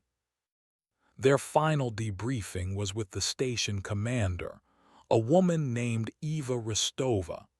She was stern, pragmatic, and had been in charge of Station Epsilon for 15 years. "Your testimony has changed everything," Rostova told them, her voice a low, serious monotone. They were in her office, a small, cluttered room with a large viewport showing the slow rotation of the Earth below. "For 50 years we have treated the Sargasso as a wall, a barrier. You have shown us that it is a place, an intelligence, a threat of a kind we could never have imagined." She leaned forward, her hands clasped on her steel desk. "You also showed us something else. You showed us it can be fought, that it has rules, that it can be broken." A knot of dread tightened in Haig's stomach. He knew what was coming. "The data from your plane's flight recorder, the information on Dr. Carter's slate. We believe we can replicate the conditions of your escape," Rostova continued. "The energy signature of the reality breach you created. It left a momentary weakness, a scar. We believe we can reopen it." "Reopen it?" Lee asked, her voice sharp. "Why in God's name would you want to do that?" "Because you were not the only ones who went in," Rostova said, her expression grim. "In the early days of the collapse, before we understood the danger, we lost dozens of ships, hundreds of personnel. Military patrols, scientific expeditions, refugee transports. They flew into the anomaly and never came out. They are in there, just like you were." She looked directly at Haig. "You have given us the first glimmer of hope in half a century, a chance to bring our people home. We are putting together a mission, a rescue operation, and we need the people who have been there, the people who know the enemy." The silence in the room was a physical weight. Rostova was not just asking them to help. She was asking them to go back, to willingly re-enter the nightmare they had barely survived, to return to the museum. Haig looked out the viewport at the peaceful, distant Earth. He thought of the calm, the safety, the chance at a quiet, anonymous life. He could say no. He had earned it. Then he thought of the silent, orbiting planes of the Ghost Fleet. He thought of the thousands of souls trapped in that data stream, their final moments playing on an endless loop. He thought of the crews of the Sombra Perdita and the Zero Fighter, specimens left to rot in a cosmic jail. He had escaped, but they were still there. The echo of the collector's presence was a permanent part of him now, a cold spot in his soul. Maybe the only way to warm it was to face the source one last time, not as a specimen, but as an invader. He looked at Lee, at Akaro, at Carter. He saw the same horrified understanding, the same grim resolution dawning in their eyes. They were the only ones who could do this. They were marked. They were chosen. Their story wasn't over. This was the epilogue. "When do we start?" Haig asked. Chapter 20, The Return. 3 months later, Haig stood on the bridge of the Stardust, a vessel built not for flight but for intrusion. It was an experimental craft, a brutalist wedge of advanced composites and electromagnetic shielding, designed with a single purpose: to punch a hole back into the Sargasso Sky and survive long enough to pull something out. His crew was with him. Lee was at the helm, her hand steady on controls far more advanced than the Goliath. Carter was at a science station that made his old setup look like a child's toy, his screens already filled with complex projections of the anomaly's energy field. Akoro stood behind them, clad in a sleek black combat hardsuit, her new role designated as Anomalous Counterintrusion Specialist. They were no longer pilots and scientists. They were ghost hunters, exorcists. Their mission was simple in its objective, insane in its execution. Use the resonance frequency of their escape to open a temporary rift, dive in, locate a specific lost vessel, a colony ship called the Odyssey with over 200 souls aboard, and pull its memory core, its human manifest, back through the rift before it closed. It was a high-tech smash-and grab on a cosmic scale. "We are approaching the target coordinates," Lee announced, her voice calm, professional, but Haig could see the tension in her knuckles. "The scar tissue of our old exit point." "Energy readings are spiking," Carter confirmed. "The anomaly is reacting to our presence. It knows this energy signature. It knows we're back." On the main view screen, the serene black of space began to shimmer. A distortion appeared, a heat haze in the void. It grew, coalesced, and then tore open. The view screen was filled with the churning, violent, sickly purple of the Sargasso's storm wall. The rift was open. "Here we go again," Akoro muttered under her breath. "Take us in, Captain," Haig said to Lee. The Stardust plunged into the maelstrom. The ship shuddered, its advanced dampeners groaning under the strain, but its shielded hull held. They were passing through the membrane, the friction of two realities grinding against each other. The psychic pressure returned, the weight of the collector's attention, but this time it was different. It was not curious. It was irritated, annoyed, a librarian swatting at a fly that had gotten into the rare books room. They burst through into the eye. It was exactly as they had left it. The silent, orbiting fleet, the bruised purple sky, the unsettling, profound quiet. But this time they were not a lost, wounded bird. They were a predator. "I'm picking up the Odyssey's distress beacon," Carter said, his fingers flying. "It's weak, buried under layers of temporal static, but it's there, on the far side of the eye near the upper strata." "Plot a course," Haig ordered. As the Stardust began to move through the Ghost Fleet, a new radar contact appeared.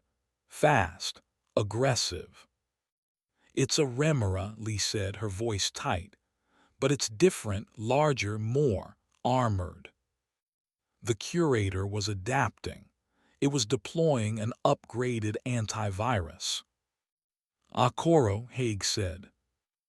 "I see it," she replied, her voice coming through the comms from the ship's weapons bay. "Let's see how it likes the new toys." The battle was short and brutal. The remora plane was faster and more powerful, but the Stardust was a warship. Akoro fired a single, targeted electromagnetic pulse. The creature convulsed in midair, its biomechanical systems shorting out, and then drifted away, inert and powerless. They had won the first exchange. But as they flew deeper into the eye, Haig felt a chill crawl up his spine. Standing on the bridge, his form solid and unwavering, was the man in the suit. He was not looking at Haig. He was looking at the view screen at their destination. And for the very first time, there was a clear, undeniable emotion on his face. It was a faint, thin-lipped, humorless smile. He was not trying to stop them. He was not confused. He was welcoming them. "Major," Carter said, his voice trembling. "The beacon from the Odyssey. I've managed to clear up the signal. It's not a standard distress call. It's a warning." He patched the audio through to the bridge speakers. A woman's voice, looped and distorted by time, filled the space. "Turn back. The collection is not the prison. The collection is a refuge. Turn back. Do not break the seal. He is waking up. He is." The message cut out, replaced by a sound that made Haig's blood run cold. It was a deep, slow, rhythmic thrum, a sound like a colossal heartbeat, the sound of something immense and ancient stirring from a long slumber. The man in the suit turned his head and looked at Haig. His smile widened. Haig finally understood. The Sargasso was not the collector's home. It was its cage.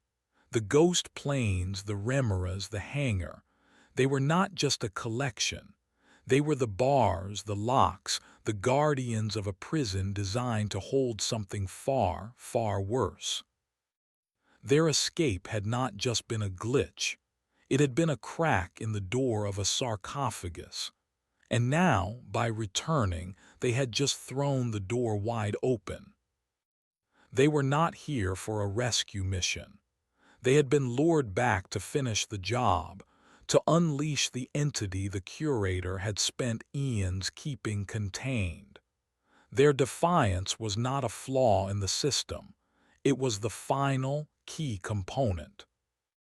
Outside, the entire Ghost Fleet stopped its endless orbit. 1,000 silent aircraft from every era of human history turned as one. They were no longer facing inward. They were facing them. And behind them, from the very center of the Sargasso's eye, a darkness was beginning to rise. A darkness that made the Collector seem like a flickering candle. Their story wasn't an appendix. It was the prologue to a much larger, much more terrifying ending.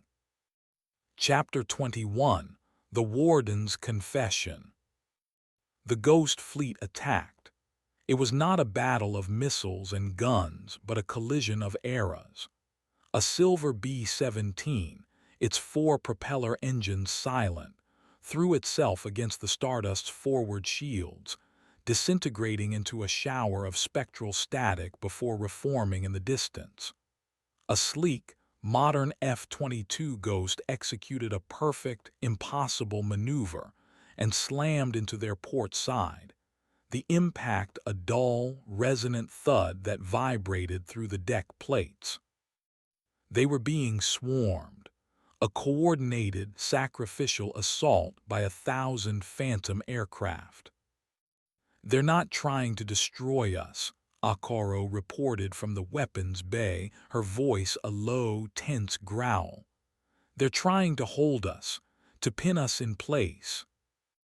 On the view screen, the darkness at the center of the eye was growing. It was not a creature or an object. It was a perfect sphere of absolute nothing, a hole in reality that was expanding, drinking the purple light of the Sargasso. At its edge, the forms of ghost planes wavered and dissolved, their very existence unmade. This was the erasure, a force of pure entropy. The man in the suit still stood on the bridge, his calm presence a terrifying counterpoint to the chaos outside. He turned his head and looked at Haig. This time, when he spoke, the voice was not in the air but inside Haig's mind, a voice as ancient, cold, and clear as interstellar space. "You were my finest acquisition, Major Haig, the most creative." The mental voice was a violation, but Haig held his ground. "What is this? What have you done?" "My duty," the collector replied, the thought tinged with a weariness that transcended millennia. "I am a warden. This place you call the Sargasso is a prison constructed from the fabric of reality itself. My collection, your ghost fleet, is not a museum. It is the lock, each one a story, a complex pattern of hope and despair, woven together to form a cage of coherent thought around a being of pure chaos." The sphere of blackness on the view screen pulsed, and a new wave of ghost planes launched themselves at the stardust. "But the cage is old," the collector continued, its mental voice unwavering. "The stories fade. The lock weakens. My watch was eternal, and I grew tired of it. I was forbidden from turning the key myself. But I could observe. I could wait for a key to be presented." "Us," Haig breathed. The realization was a physical blow, our escape. Your defiance, your paradox. It was a pattern so illogical, so contrary to the laws of preservation which govern this place, that it acted as a universal key, a singularity that could not be archived, only experienced. It weakened the lock. I knew that if you returned, bringing that same paradoxical energy with you, the final tumblers would fall. The entity gestured with a pale, spectral hand towards the view screen, a gesture of presentation. "I am free of my duty. The prison is broken. My long watch is over. I offer you the same courtesy. The rift you opened is behind you. Your world is waiting. Flee. I will not stop you." It was the ultimate betrayal, a cosmic abdication. The warden was not just letting the prisoner escape. It had tricked them into opening the cell door and was now offering them a head start before the monster devoured the universe. "Lee, get us out of here. Take us back to the rift," Haig commanded, his mind reeling.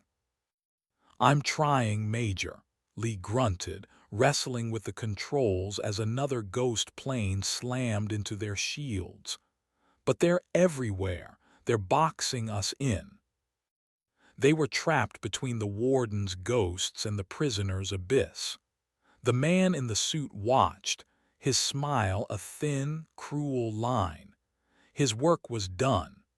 He was an observer once more, waiting to archive the final, fascinating moments of a universe he had just condemned. Chapter 22: The Heart of the Anomaly. "The ghosts keep reforming." Akoro's voice was strained, the rhythmic thud of the Stardust's pulse cannons providing a desperate backbeat. I can vaporize them, but they're back in seconds. It's like trying to shoot water. They're projections, Carter yelled from his station, his face illuminated by cascading lines of code. Their energy source is constant. It's all flowing from a single point, the center, from the same location as the Odyssey's beacon. He slammed a hand on his console.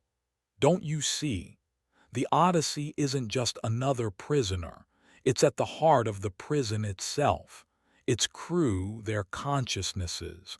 They must have been integrated, turned into the central processing unit of the containment field. They're the ones powering the ghosts. The warning broadcast was not from a ship. It was from the lock itself, screaming that it was about to break. On the navigation display, two icons warred for their attention. The shimmering, unstable icon of the rift behind them, their only escape, and the steady, mournful pulse of the Odyssey's beacon ahead, at the very edge of the expanding sphere of nothingness. To flee was to live. To flee was to doom Earth. Haig looked at the calm, smiling face of the man in the suit. He looked at the abyss on the view screen. He remembered the feeling of the collector's mind, its ancient weariness.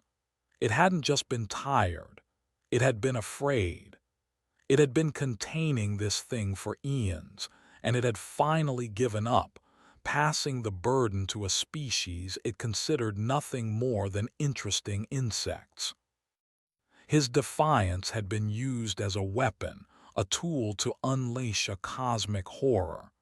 The guilt was a physical weight, heavier than any gravity. He had started this. He had been the key. It was his responsibility to see it end.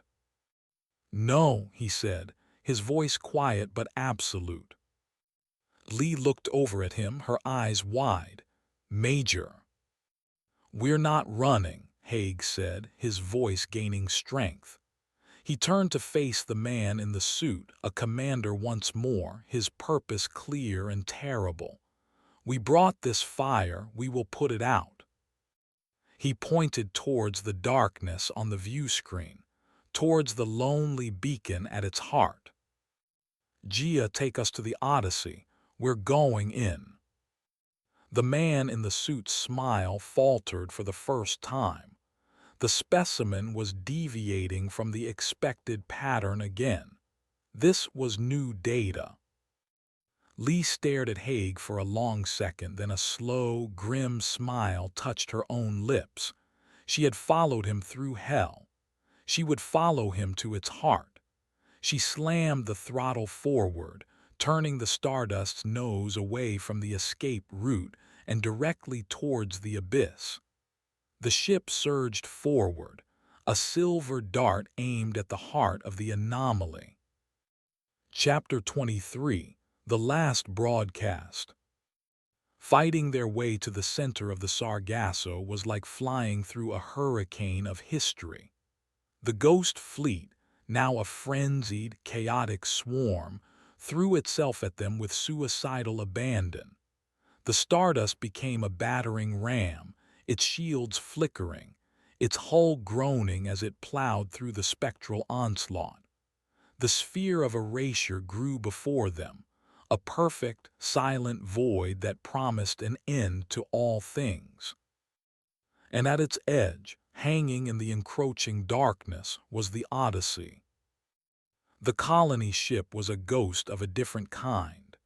Its hull was pristine, but it was encased in a shimmering, crystalline web of the curator's biomechanical technology.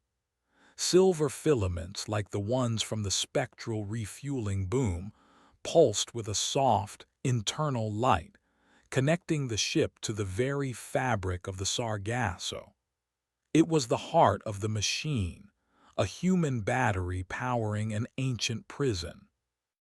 "Opening a communications channel," Carter said, his voice hushed with reverence and fear. "It's They're answering. There was a burst of static, and then a voice filled the bridge.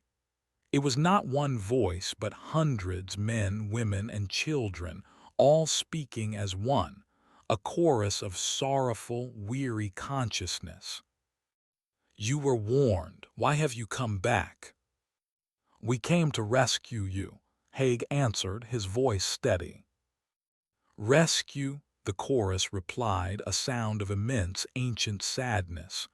There is no rescue. We are the wall. We are the last thought that holds the silence at bay. We have been for a long time, but we are failing. He is waking.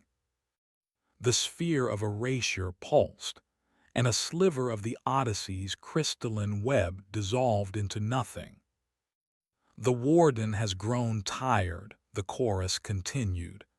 It has chosen you, your paradox, your defiance, a force of creation to undo its own. It used you to break our hold. The man in the suit appeared on the bridge, standing behind Haig's chair. He was no longer smiling. He was observing, his head tilted slightly, a curator watching the final, unpredictable act of a grand performance. This was the moment of truth.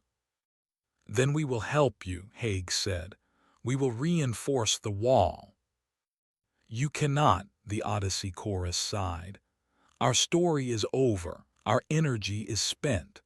The prison requires a new story, one of equal or greater power to our own, a story of sacrifice, of a final, defiant choice. It requires an anchor. Haig looked at his crew. At Lee, her jaw set, piloting them through the last of the ghosts. At Carter, his face pale, absorbing the terrible truth of their situation. At Akoro, standing silent guard, her watch eternal. They all knew. There was only one story left to tell. Chapter 24, A New Exhibit. The choice hung in the air, unspoken but absolute. There was no debate, no second guessing. They had been specimens, then escapees, then invaders. Now they had one role left to play: wardens. The Stardust's core, Carter said, his voice a clinical whisper, the scientist asserting himself one last time. It's a contained singularity. If I trigger a controlled overload, it could theoretically release enough creative energy to reseed the containment field, to push back the erasure. But the energy would be unfocused, chaotic. It needs a schematic, a narrative to give it shape. A story, Haig said, finishing the thought. Our story. He looked at Lee. Can you get us in there? Dock with it. Dock with it. Lee gave a hard, sharp laugh. Major, I can fly this ship right down its throat. Akoro, Haig said. My watch is not over, Major, the soldier replied, her voice firm. But I am ready for my new post. Haig nodded. He turned to the comms panel, his fingers hovering over the controls for the rift connection. One last lie. One final act of command to protect the world he had almost doomed. He opened the channel to Station Epsilon. Commander Rostova, this is Haig. Rostova's voice came back instantly, filled with static and panic. Major, we're losing the rift. What is your status? What is happening in there? The mission is a failure, Commander, Haig said, his voice cold and final, a perfect performance of defeat. The anomaly is unstable, hostile. We found the Odyssey, but it's gone. There's nothing here to save. We are compromised. We are not coming back. He paused, letting the weight of his words sink in across the light years. This is my final order as the ranking officer of this mission. Seal the records.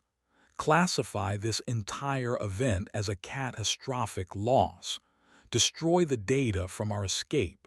Never, under any circumstances, attempt to reopen this gateway. The Sargasso Sky must remain a forbidden zone. That is our last testament. Do you understand? There was a stunned silence, then Ristova's choked reply. Understood, Major. Godspeed. Haig out.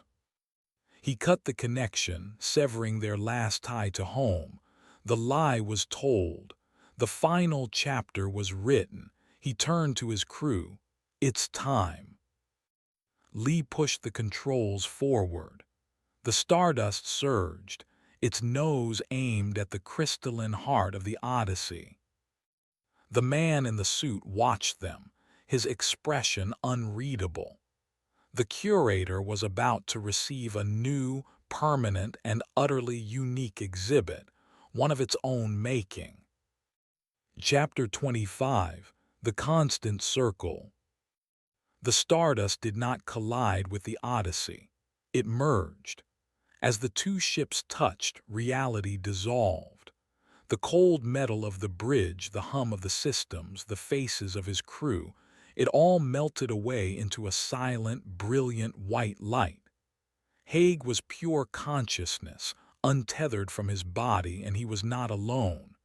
He could feel Lee, Carter, and Okoro beside him, their minds a calm, unified presence. Before them, he could feel the vast, weary consciousness of the Odyssey crew. "Thank you," they whispered, and then, their long watch over, they dissolved, their story finally allowed to end. In their place, Haig felt the two great cosmic forces, the hungry, chaotic void of the erasure and the cold, observing mind of the collector. An unexpected but fascinating resolution, the collector's thought echoed, a final, detached piece of commentary. The specimen chooses to become the display. The story becomes the cage. I accept your donation. My watch is over. Haig felt the curator's presence withdraw, a great weight lifted from reality. It was free. Then there was only the darkness, the erasure, and the four of them, a tiny point of defiant light. Carter, Haig thought, the command as clear as if he had spoken it aloud. Now. It was an honor, Major, Carter replied. A new sun bloomed in the void. The Stardust's core, overloaded, became a big bang of pure, ordered energy. It was the energy of their story, of a year spent in a circle, of a desperate fight, of a fall through a broken sky, of a final, impossible choice. The energy hit the formless chaos of the erasure, not as a weapon, but as a mold, forcing the chaos into a new, stable, repeating pattern. The darkness did not break, it was contained, woven into a new, perfect prison. The white light faded. Major Owen Haig stood on the flight deck of the KC-444 Goliath. The aircraft was whole, its engines humming a steady, powerful tune. He looked down at his hands on the yoke. They were solid, real. Captain Gia Lee sat beside him, her expression calm and serene. All systems green, Major. We are on course. Through the cockpit window, the sky was a brilliant, endless blue. Below them, the Pacific Ocean was a placid, indifferent mirror. Their patrol route, a massive, circular track designated Vector Omega, stretched before them. Haig looked at his instruments: fuel, altitude, engine temperature. The numbers were perfect. They would always be perfect. He looked out the side window and saw it, a silver four-engined aircraft flying in a slow, perfect, endless circle. It was the Goliath, Clean, pristine, undamaged. They were watching themselves. They were the ghost, they were the lock, they were the story playing on an infinite loop. Their prison had become their sanctuary and their duty. They were the final, permanent exhibit, and they were the eternal, vigilant wardens. The Goliath flew its constant circle, a single, defiant point of order in a sky of contained chaos, its crew flying a mission that would never, ever end. The end,